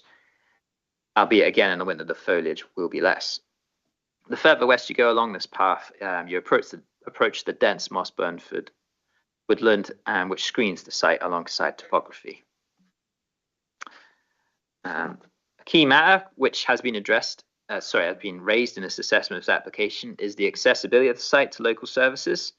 As noted in my report, there are no local services or amenities, with the only real one being the Camptown bus stop, some 850 metres from the site's entrance along the A68.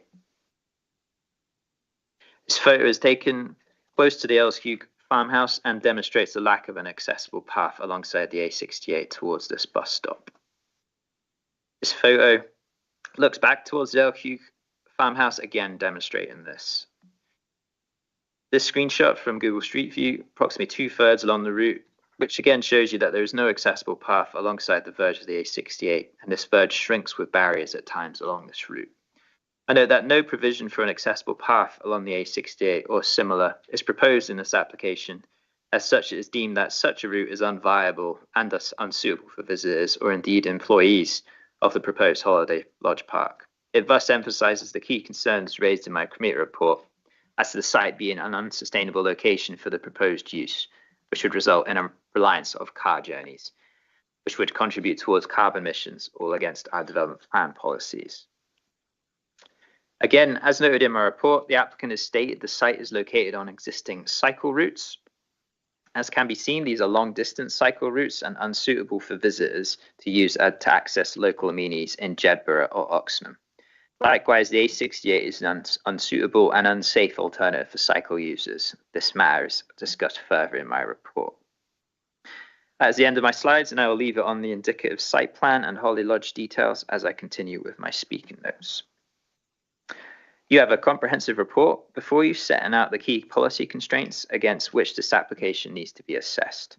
But I do not intend to cover all the matters that have been raised and considered by officers, but I will go through those that I believe are key for the consideration of this application.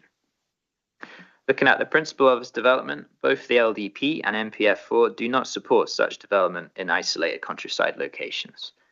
The lack of connectivity to local services and amenities would result in a development with a high dependency on private car and vehicle usage and result in carbon emissions. Whilst it is noted the applicant intends to provide amenities on site, these will be modest and will not cater for the daily needs of visitors or their leisure visits, nor can it be controlled by planning regulations. The use of the bus stop at Camptown and cycle routes passing the site for visitors and employees is not considered to be feasible, accessible, or attractive, as raised earlier in my report. These concerns over the unsustainable location have been raised by our roads plan officer roads plan service who have objected to the application. Whilst I note that road safety concerns have been raised with regards to the improved access onto the A68, ultimately Transport Scotland have raised no objection to the application, with a suite of conditions proposed. And as detailed in my report, the access has already been consented under the application to convert the adjacent barns. Our roads plan and service officer, Alan Scott, may wish to comment further on this. In terms of the other key impacts from the proposals for you to consider for the application, these are generally limited to landscape and visual impacts.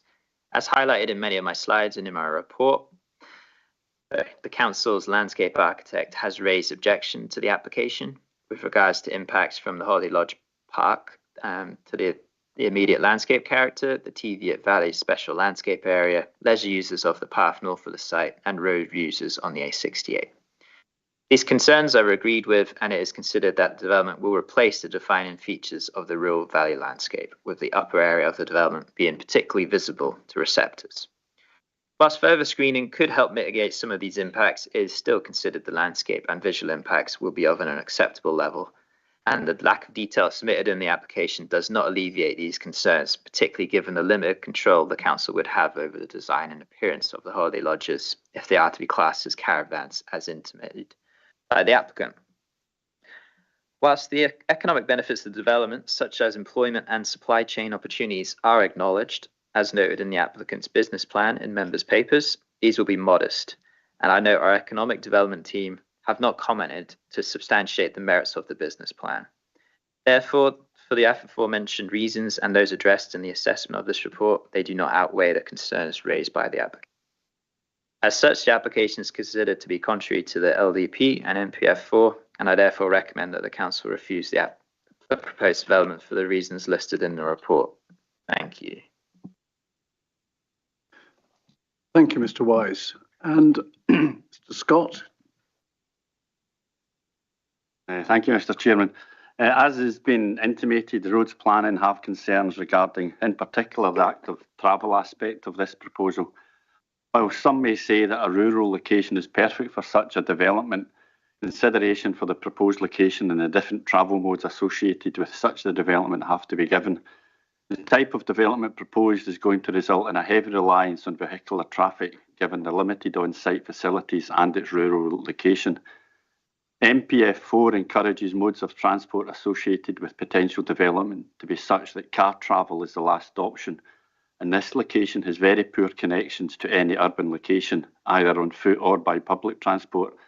The nearest bus stop is quite some distance away from the site, and there is no dedicated pedestrian route to it. And even though there is a limited service, anyone wishing to use the bus would have to navigate along the verge or carriageway of the A68, which, as we all know, is a busy and fast section of trunk road. The provision of any bus stop in the proximity of the access, which would reduce the travel distance required, would require the support of Transport Scotland, given that the A68 is a trunk road and may require land which is out with the applicant's control. There's also no appropriate cycle route between the site and the nearest town. Although there is access available to the Border Loop cycle route, this is considered to be a long distance route and not a leisure route that would be considered more appropriately associated with the likely users of such a development, and also a route to be used by staff who may wish to cycle to work. There is also a concern regarding the refuse collection proposal, given that our refuse vehicles will not stop on the A68 due to the level of traffic and the safety implications that that would incur. The current proposal does have a location close to the junction. However, even if the refuse vehicle were to come in and use it, it would still have to travel further into the site to turn and come back out.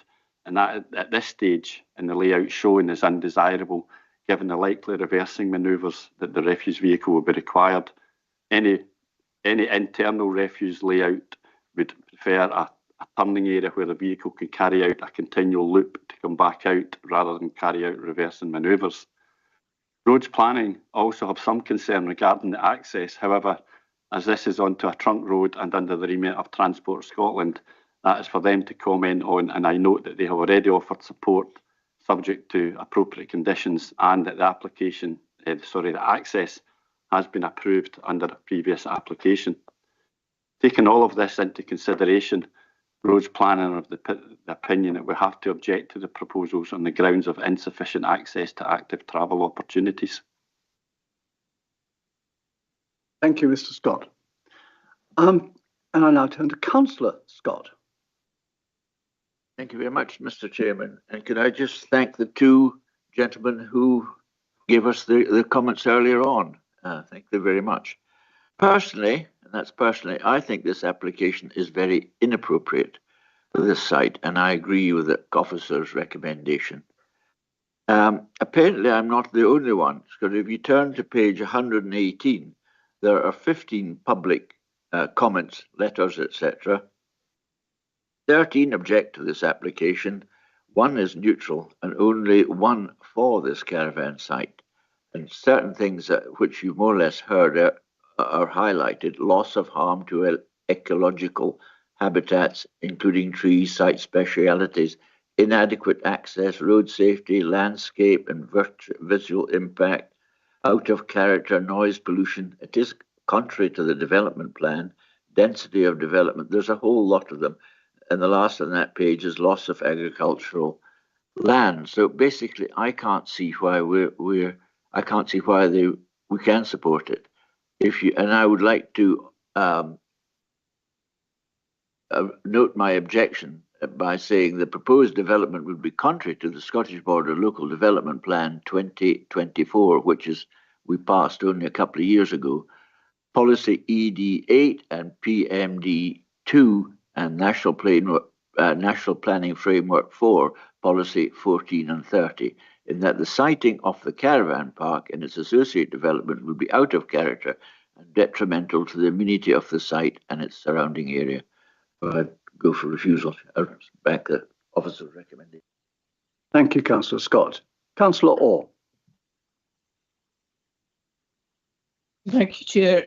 Yes, I agree, believe it or not, with Councillor Scott. We're actually good friends, but the point is that he's made very, very straightforward comment, and the report that the officers gave us was very clear, and I really appreciate these reports because it gives a clearer vision. The A68 is probably one of the fastest roads in the area, and I know from experience, having broken down close to there, that it is an incredibly dangerous part of the road. And we have to take these things into consideration, and also the amenities, the closer amenities being Camp Town are having to go all the way to Jedburgh. I mean, there's going to be extensive amount of car travel involved. So I totally support the officer's recommendations. Thank you, Councillor Orr. Councillor Douglas. Yes, thank you. I think this application, in the sense that it is an application in principle, obviously lacks the full detail that we would be looking at in a full application, although it is indicative of the type of lodges that are intended, although the measurements are obviously different from the legal definition of caravans. So we don't have the full picture. So I think in some ways it's difficult to comment too much on the landscape side of it. My concerns really revolve around the access and the safe travel routes that don't appear to be available on that position on the A68, which, as has been mentioned, is an extremely fast road. To expect people to walk along the edge of that road or to cycle along there, I think it's not really on at all. So I think that is the main problem. I'd certainly like to encourage this type of development, but not in that place. The Borders needs holiday developments, and it needs the sort of investment that we're talking about here. But I think this is the wrong place given the state of the road in that area and the lack of potential transport other than cars. Thank you, Councillor Douglas. Councillor Small. Yeah, I was speaking up earlier about tourists for the Borders, and I'm keen to encourage tourism within the Borders. And the A68 is a busy road. Jedburgh is a popular town. I think that this is a plan application in principle. I think if conditions were put in place for a proper, or even moving the bus stop to the entrance of the site, that's a possibility. It would enhance the travel into Jedburgh and what have you. But what we've got here is a private individual who's wanting to invest money in the Borders, and I'm keen to attract the tourists to this area. Pardon me.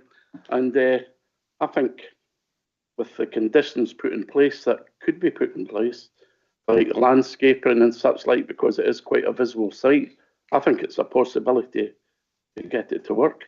And I'm prepared to overturn the officer on this. Thank you. Thank you, Councillor Small. Councillor Thompson. Thank you, Chair. I think it's good that people want to come to the Borders and run businesses from the Borders. And as Councillor Small says, we should be actively supporting that. However, it has to be the right development in the right space. I think we've seen from the slides that were put up as well how visible this will be from many aspects, many areas round about.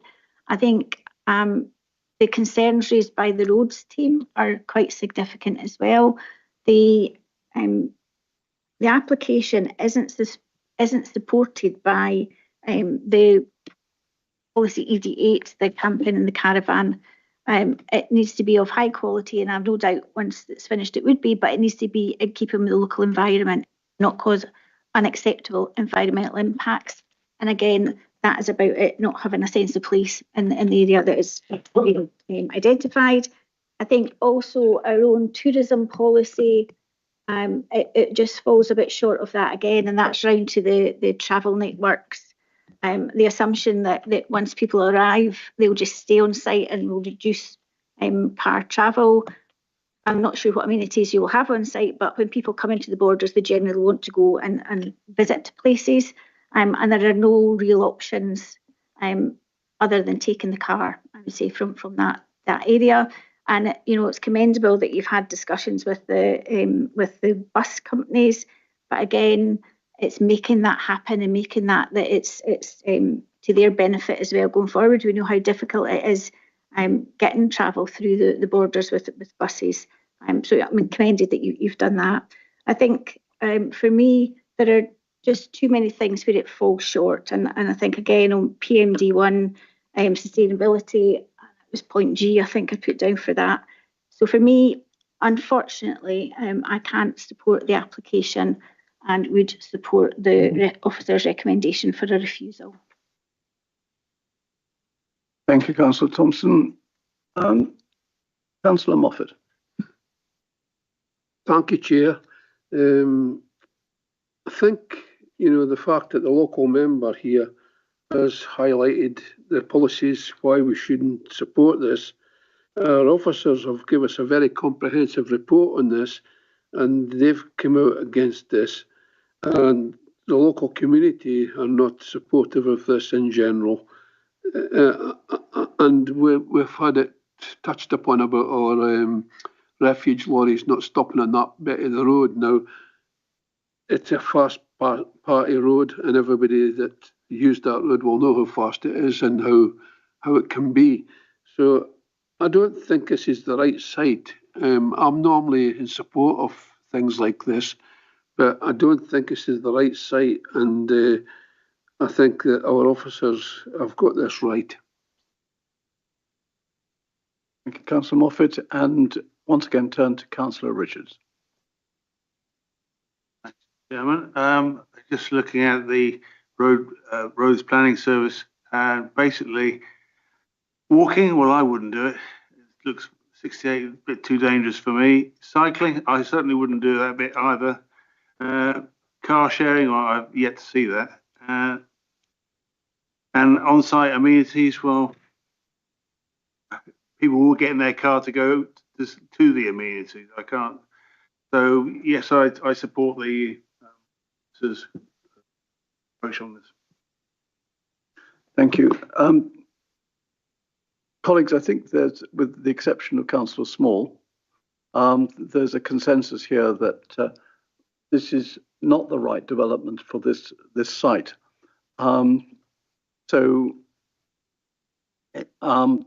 Would somebody, Councillor Small, are you minded to propose that we overturn the officer's recommendation? No, I can see that. I think I'm in the minority here. I'm quite happy to go along with it. Right. Councillor Scott, would you like to propose that we accept the officer's recommendation? Yes, sir. I propose we accept the officer's recommendation to refuse. Yes. And Councillor Moffat, you'll second that. Thank you very much. And nobody's minded to vote against that. So are we agreed that we accept the officer's recommendation? Agreed. Thank you.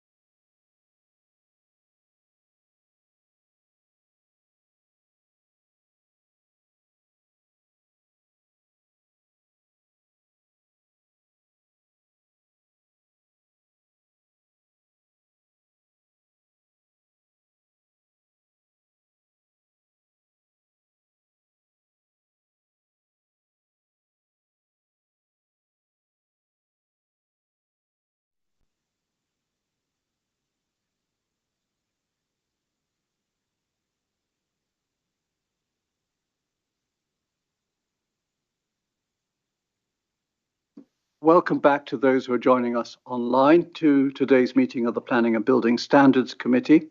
We're now going to look at our final application this morning, which concerns a proposal to form pitches for touring caravans at McKirsten near Kelso. And we have one speaker. We have Mr. Gareth Baird speaking on behalf of objectors. And so, Mr. Baird, if you'd like to take a seat. I think William has explained to you what the process is. So when you're ready to fire away, just go for it.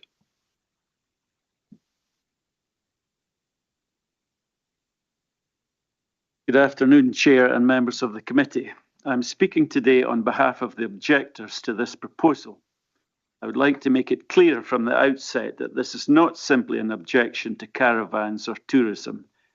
Our concerns are about the scale and nature of this proposal, its impact upon residential amenity, and most importantly, the safety and suitability of the surrounding rural roads.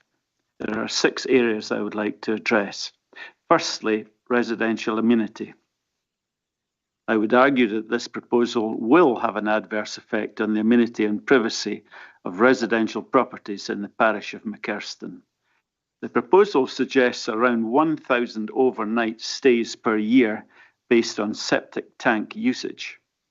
However, the Caravan and Motorhome Club state that an additional car can be accommodated per unit at a small extra charge. This potentially means up to 2,000 car entries per year. Each car might have at least 2 people, possibly with their dogs. Therefore, there would be a significant increase in both traffic and human activity in this rural location. The Girl Guides Centre previously used this building and field for many years, but that use was primarily during the summer months. This proposal is for a caravan park operating 12 months of the year, so we are not comparing like with like. Secondly, there is the question of the scale of the development and the suitability of the roads. Planning has stated that the scale of the development and proposed use is not considered excessive for the C80 public road. I would strongly disagree. There are no shops, restaurants, nor petrol stations nearby. Consequently, visitors staying at the proposed caravan park will inevitably be using these rural roads for their day-to-day needs. The additional passing place improvements are welcome, but they do not address the whole problem. There remains approximately 0.6 miles between passing place A and the old school, where the road is particularly challenging. There is a very narrow section with a high pavement on one side and a high hedge on the other with a blind corner. It is on a very steep hill where 2 cars at present are unable to pass, meaning one vehicle having to reverse. The thought of a car and caravan getting stopped halfway down that hill and having to reverse back up poses obvious problems. Further along, there is a deep ditch, a high hedge with a sloping verge. This is not an insignificant road. It is regularly used by livestock lorries, grain lorries and farm machinery from Manor Hill Farm. Then there is another 1.7 mile stretch between passing place G and the junction with the B6404, where there are currently no proposed passing places. There are 4 blind corners on this section, as well as extremely large agricultural machinery travelling from Merton Farms. With increased caravan traffic, I believe these conditions create a genuine safety control. And we should remember that a car towing a caravan can be up to 18.75 metres long. That is a very substantial vehicle combination to accommodate on narrow rural roads with blind corners and limited passing opportunities. Thirdly, we must consider the other people who already use these roads. Concerns have been recognised regarding walkers, cyclists and horse riders, but I do not believe that they should be dismissed as simply being not determinative. We welcome the increasing numbers of walkers using the Borders Abbey Way, cycling tourists following route number 1, as well as local walkers and cyclists. There are families with prams, children on bicycles and horse riders using these roads, and these people are already sharing a narrow rural road network with farm traffic, and with increased traffic there will be increased danger. Fourthly, there's the condition of the old school building itself. Our Community Council Chair has raised concerns that the building is not in good condition and should be completely fenced off from any camping area. Roof tiles are falling off in high winds. I understand that the condition of the building is not part of the planning consideration. However, if the site is going to be used by visitors, can we at least be assured that the building will be made safe? Fifthly, danger to livestock. The paper states that the old school is surrounded by arable land on all sides, when in fact the land east of the building is in permanent pasture. The neighbouring farmer has a very high-grade pedigree flock of sheep and a pedigree herd of cattle, which use this field. Some of the clients of the caravan park would no doubt have dogs.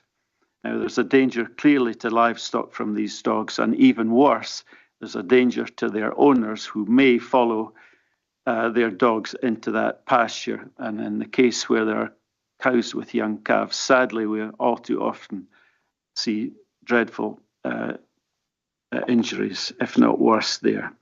Finally, there is the issue of winter conditions and flooding. We are told that there are no flooding implications for the site. However, parts of the field near the C80 are frequently underwater after periods of rain. If this site is to operate throughout the winter, wet weather will inevitably make those conditions worse, with a real possibility of vehicles becoming stuck. If the answer is to Mr. Baird, I'm going to have to stop you. You've run out of time. Okay, thank you. I was virtually finished, Chair, anyway. Thank you very much.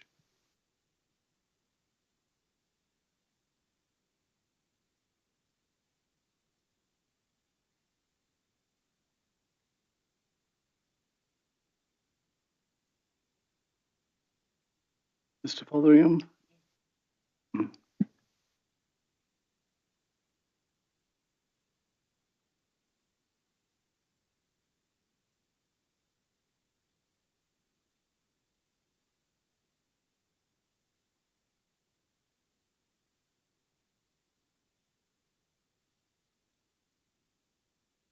Apologies, I'll start again. My microphone was not on.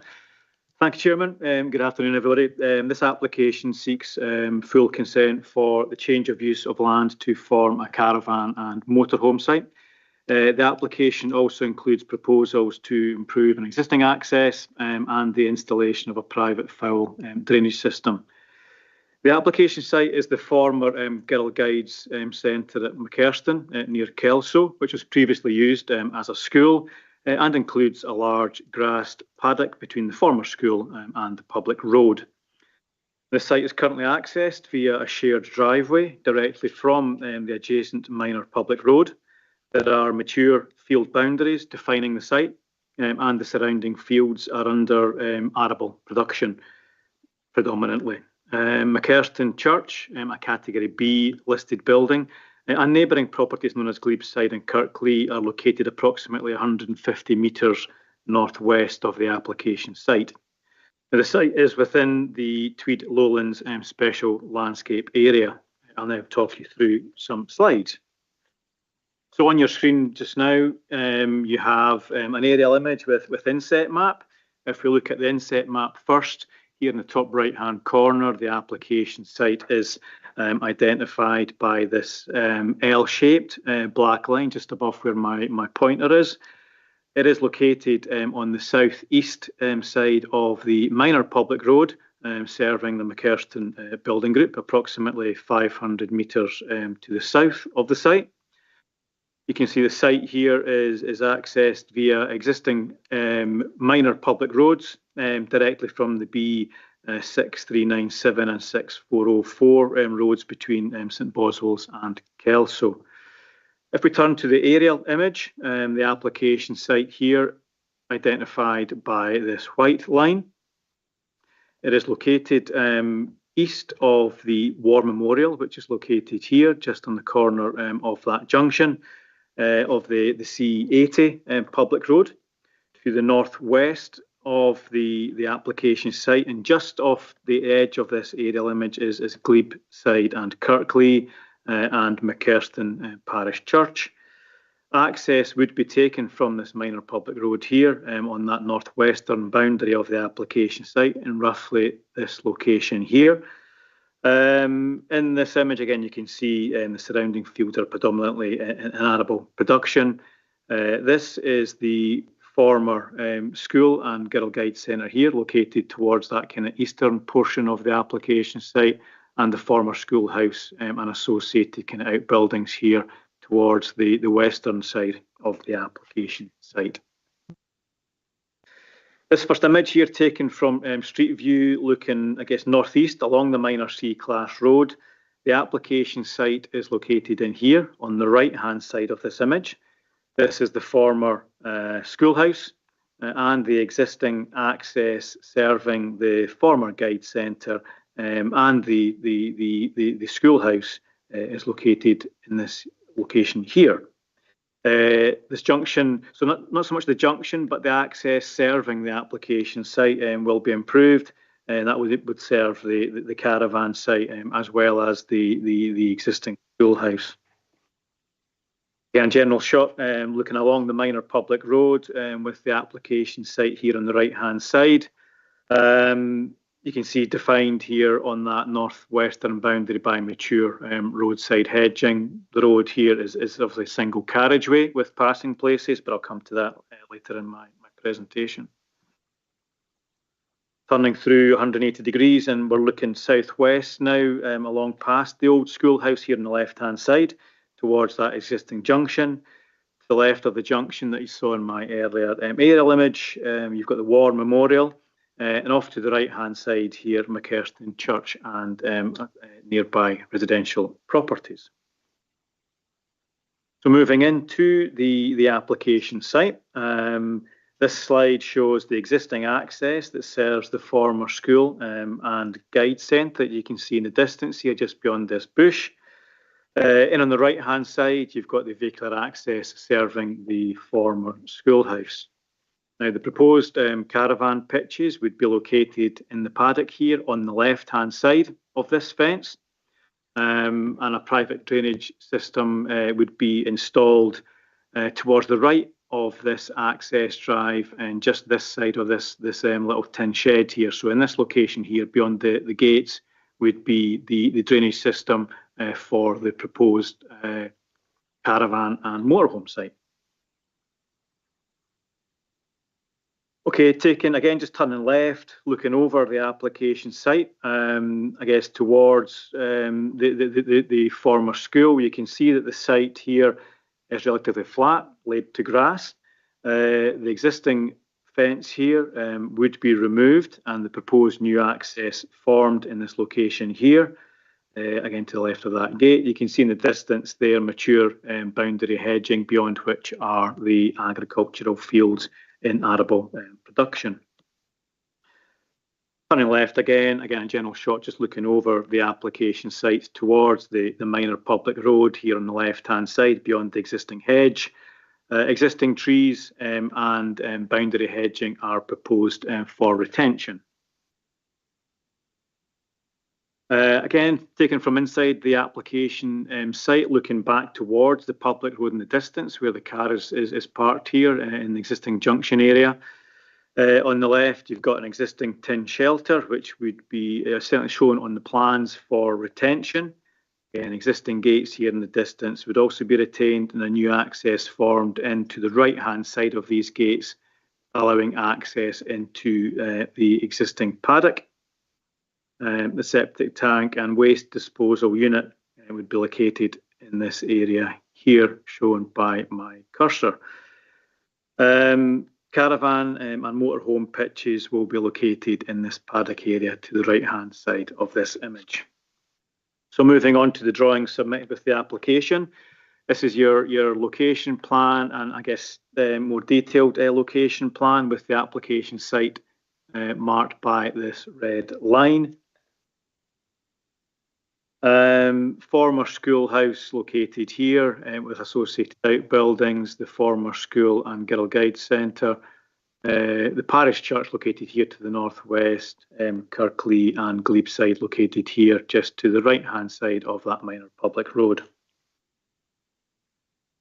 This is the existing site plan. It's a bit more detailed plan compared to the one you've just seen, again with the old schoolhouse located, sorry, the schoolhouse here to the left and the old school to the right. This plan shows obviously existing location of existing trees and field boundaries. The War Memorial here off to the south west of the application site. This slide shows the plan under consideration today. Now, as I mentioned, 5 caravan and motorhome pitches are proposed. 2 here along that northern or northwestern boundary of the application site and 3 along the northeastern boundary of the application site. The old school within the application site boundary, but not proposed for any alteration or any change of use. The tin shed located here and your drainage system and waste disposal unit located in this area here, and a new vehicular access or service driveway formed here, allowing improved access into the caravan and motorhome site.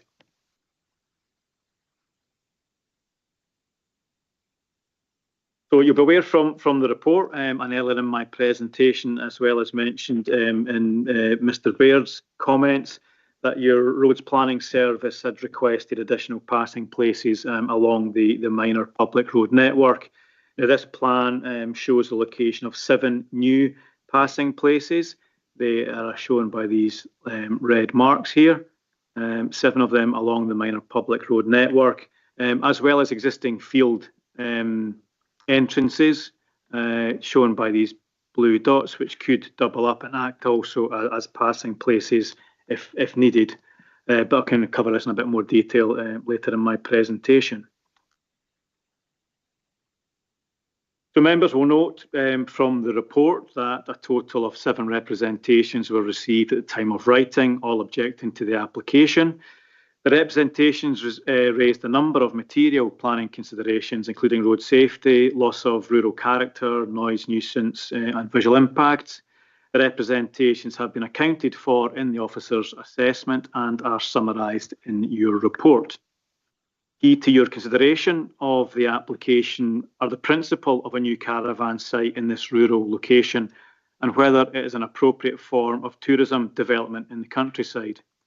Key considerations also include the potential impacts on road safety, wildlife, trees, the water environment, and potential impacts on the amenity of neighbouring residential properties.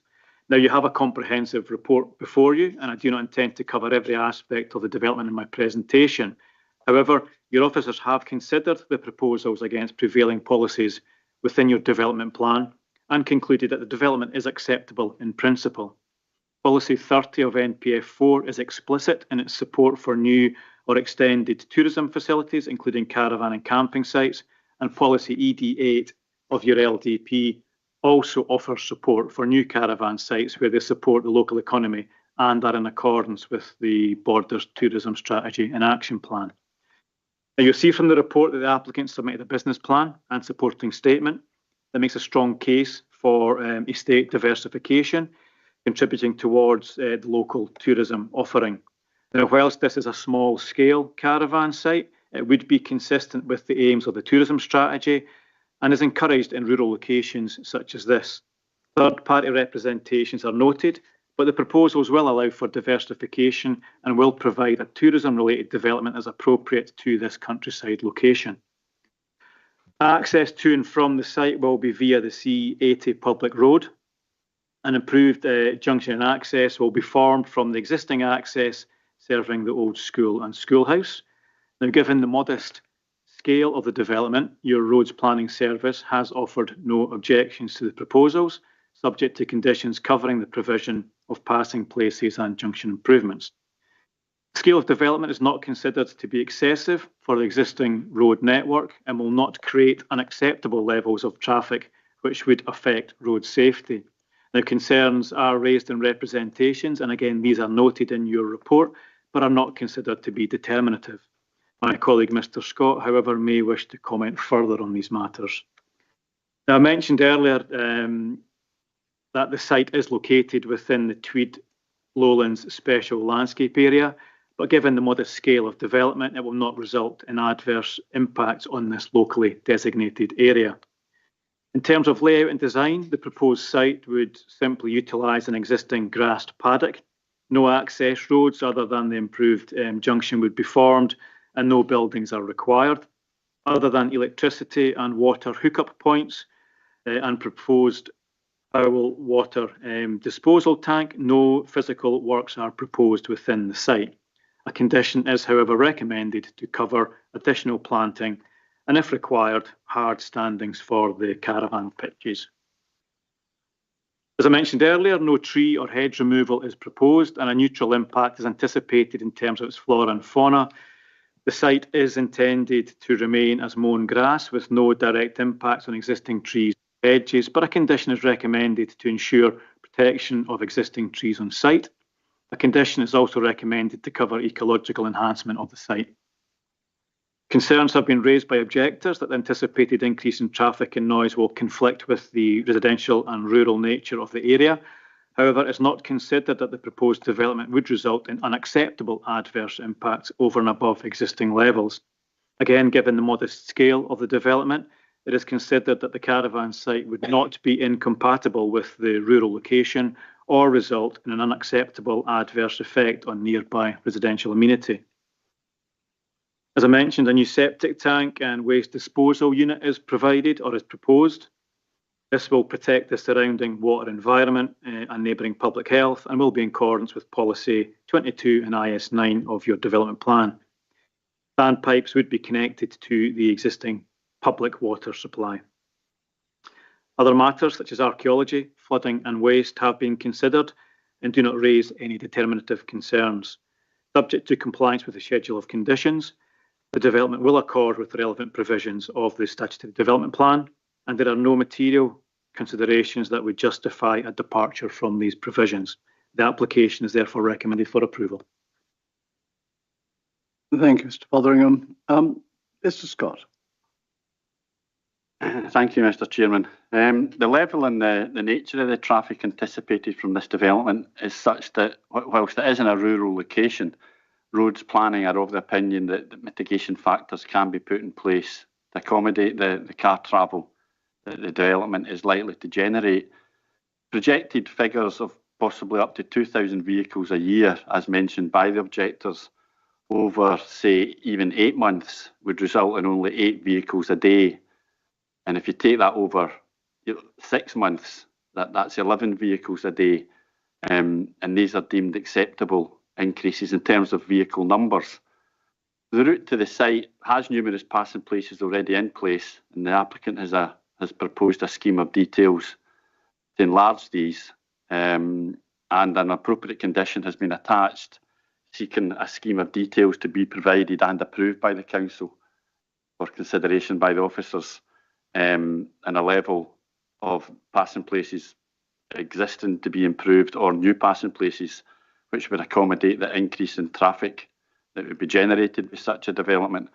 The site has previously generated traffic, and whilst we accept that this may have been less than the potential traffic generated by the proposed development, we are of the opinion that the mitigation works, when considering the level of the proposed traffic, will compensate for the increase. So overall, we are able to support it, subject to the appropriate conditions being attached to any approval issued. It should be noted that only contractors first approved by the council are permitted to work within the public road boundary, and I would welcome that an additional informative is added to any approval issued, intimating this to the applicant. Thank you, Mr. Scott.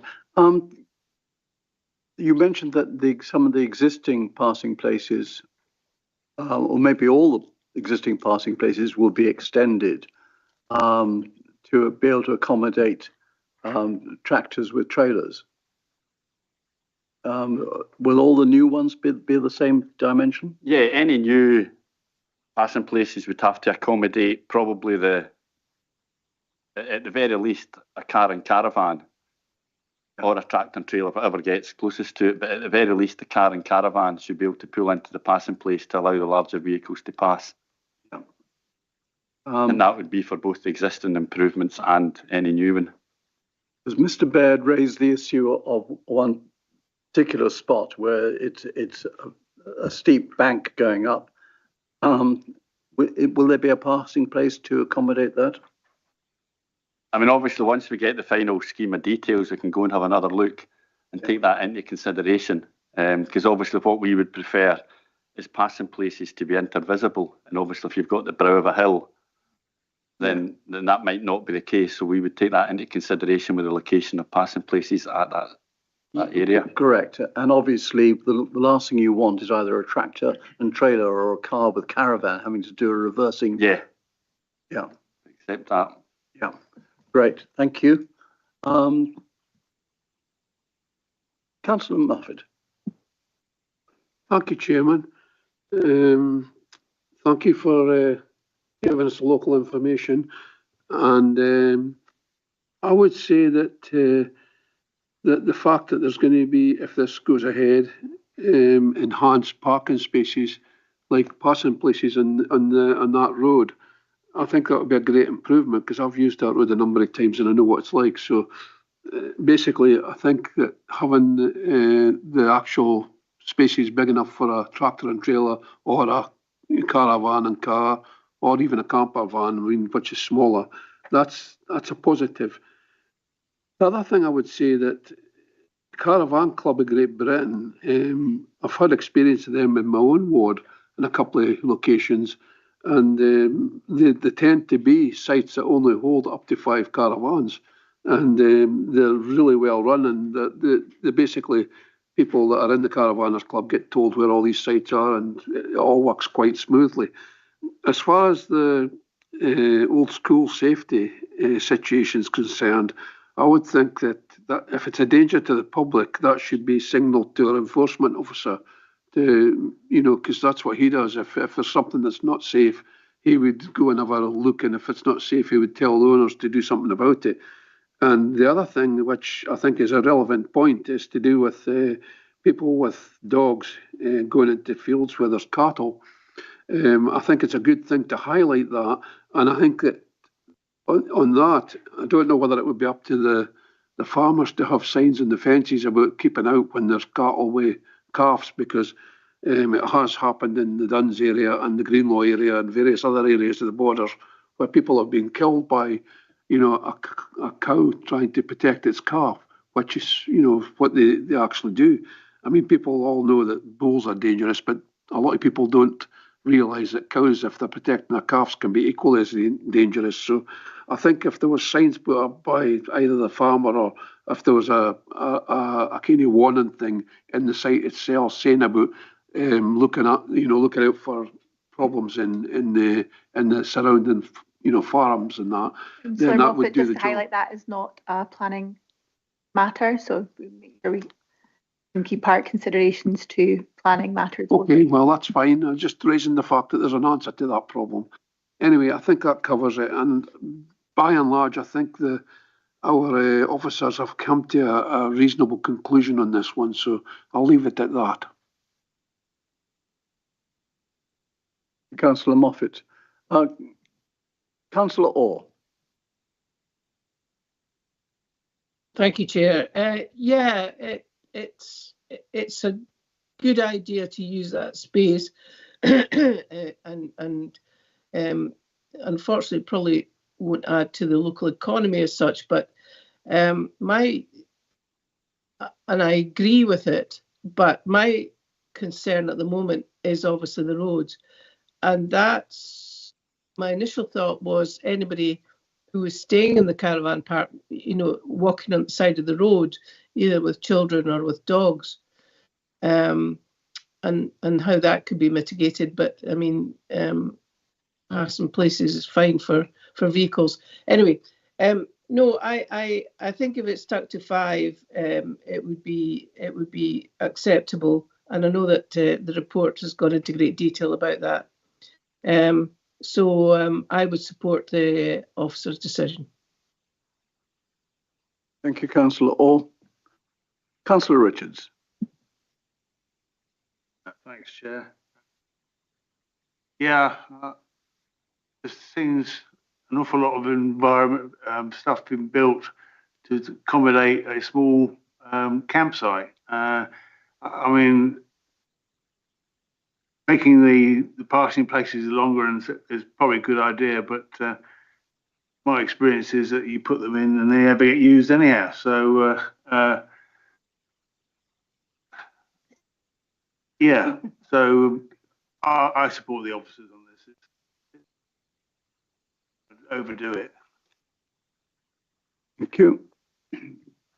And Councillor Douglas. Yes, thank you. I think the road is of some concern, although it's not a major site that we're talking about. So I don't think the level of traffic will be that significant. However, I think the width of the road would give me concerns. I certainly wouldn't like to pull a caravan along a road like that, with or without passing places. But no, I think on balance, I think the officers have it right here. Thank you. Councillor Scott. Thank you, Chair. Well, I'd just like to thank the Speaker for his impassioned speech on the subject. However, I do not tend to agree. The Floors, Mackerson, Nenthorne and Smaling Community Council are basically supportive of this principle. So they want to have the old school building that should be fenced off, the field then off, etc. LDP policy ED7 offers support for proposals for business, tourism and leisure. LDP and ED8 also offers support for new caravan sites. They support the local economy. There's only 5 pitches here, Chair. To be quite honest, I would support the officer's recommendation. Thank you, Councillor Scott. Councillor Thompson. Thank you, Chair. I think it's a good use of that space. It's a contained area. I noticed in the recommendations about the operational management plan, and that's about giving, I suppose, information up front to people about the roads, what to use, and the linkage with the caravan and camping club. So anybody going into that site will have advance notice of the roads, the restrictions or whatever.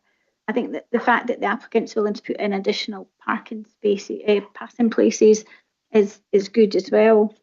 Can I ask who owns the schoolhouse? Is that part of that development as well? So okay, no, I just wondered with the opening going right next door to it. I wasn't sure if it was part of, they had a plan for that as well.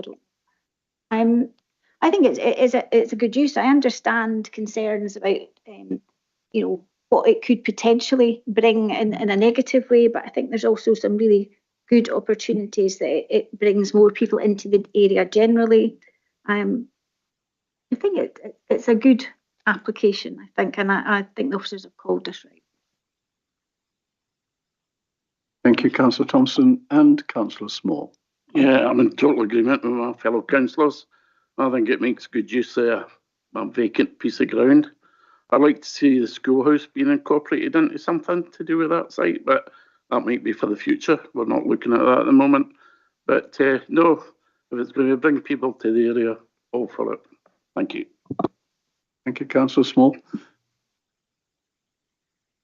Mr. Fotheringham, just wondering, regarding the safety aspects of the old school,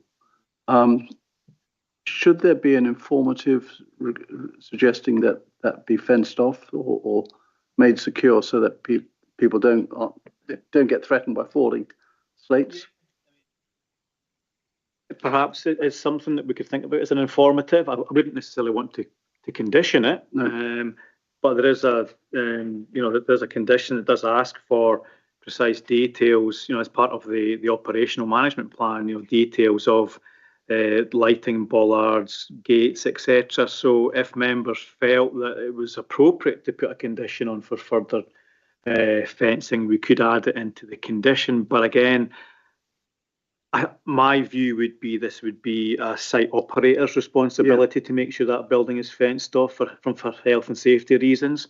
So rather than trying to complicate it with an informative or a condition that requires the site operator to fence the building off, it's perhaps something that could be controlled by separate legislation through sort of health and safety.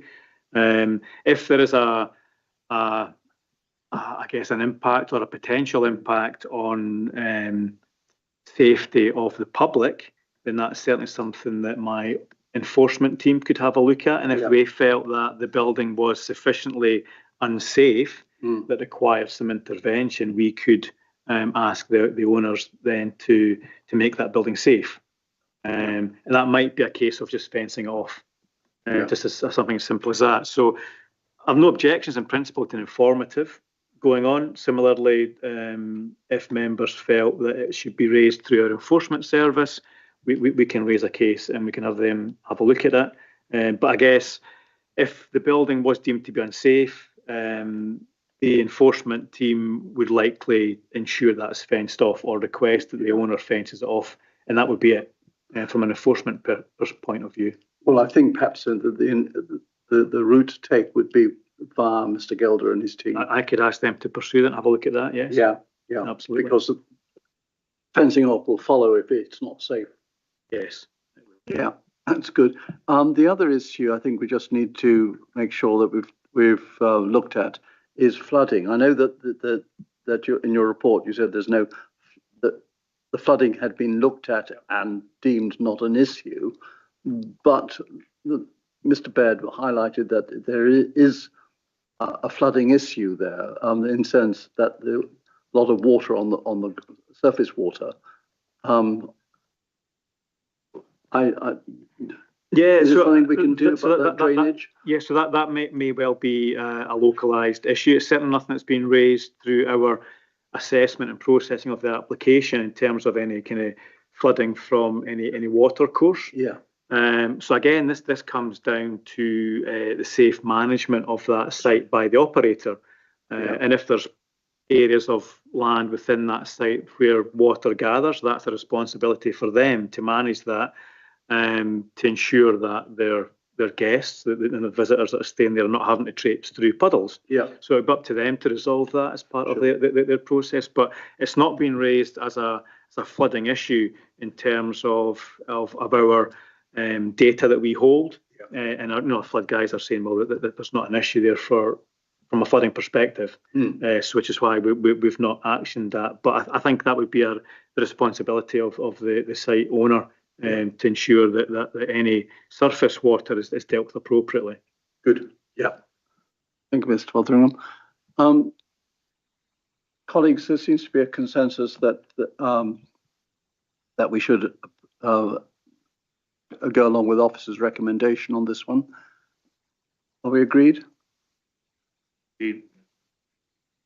Thank you very much. Okay, that takes us to item 6, appeals and reviews. Everyone's read the report. Can we note it? Thank you. Item 7, any other items previously circulated? There are none. Item 8, any other items which the chair decides are urgent? There are none. So thank you everyone very much for your contribution today with some good debates, and enjoy the rest of today.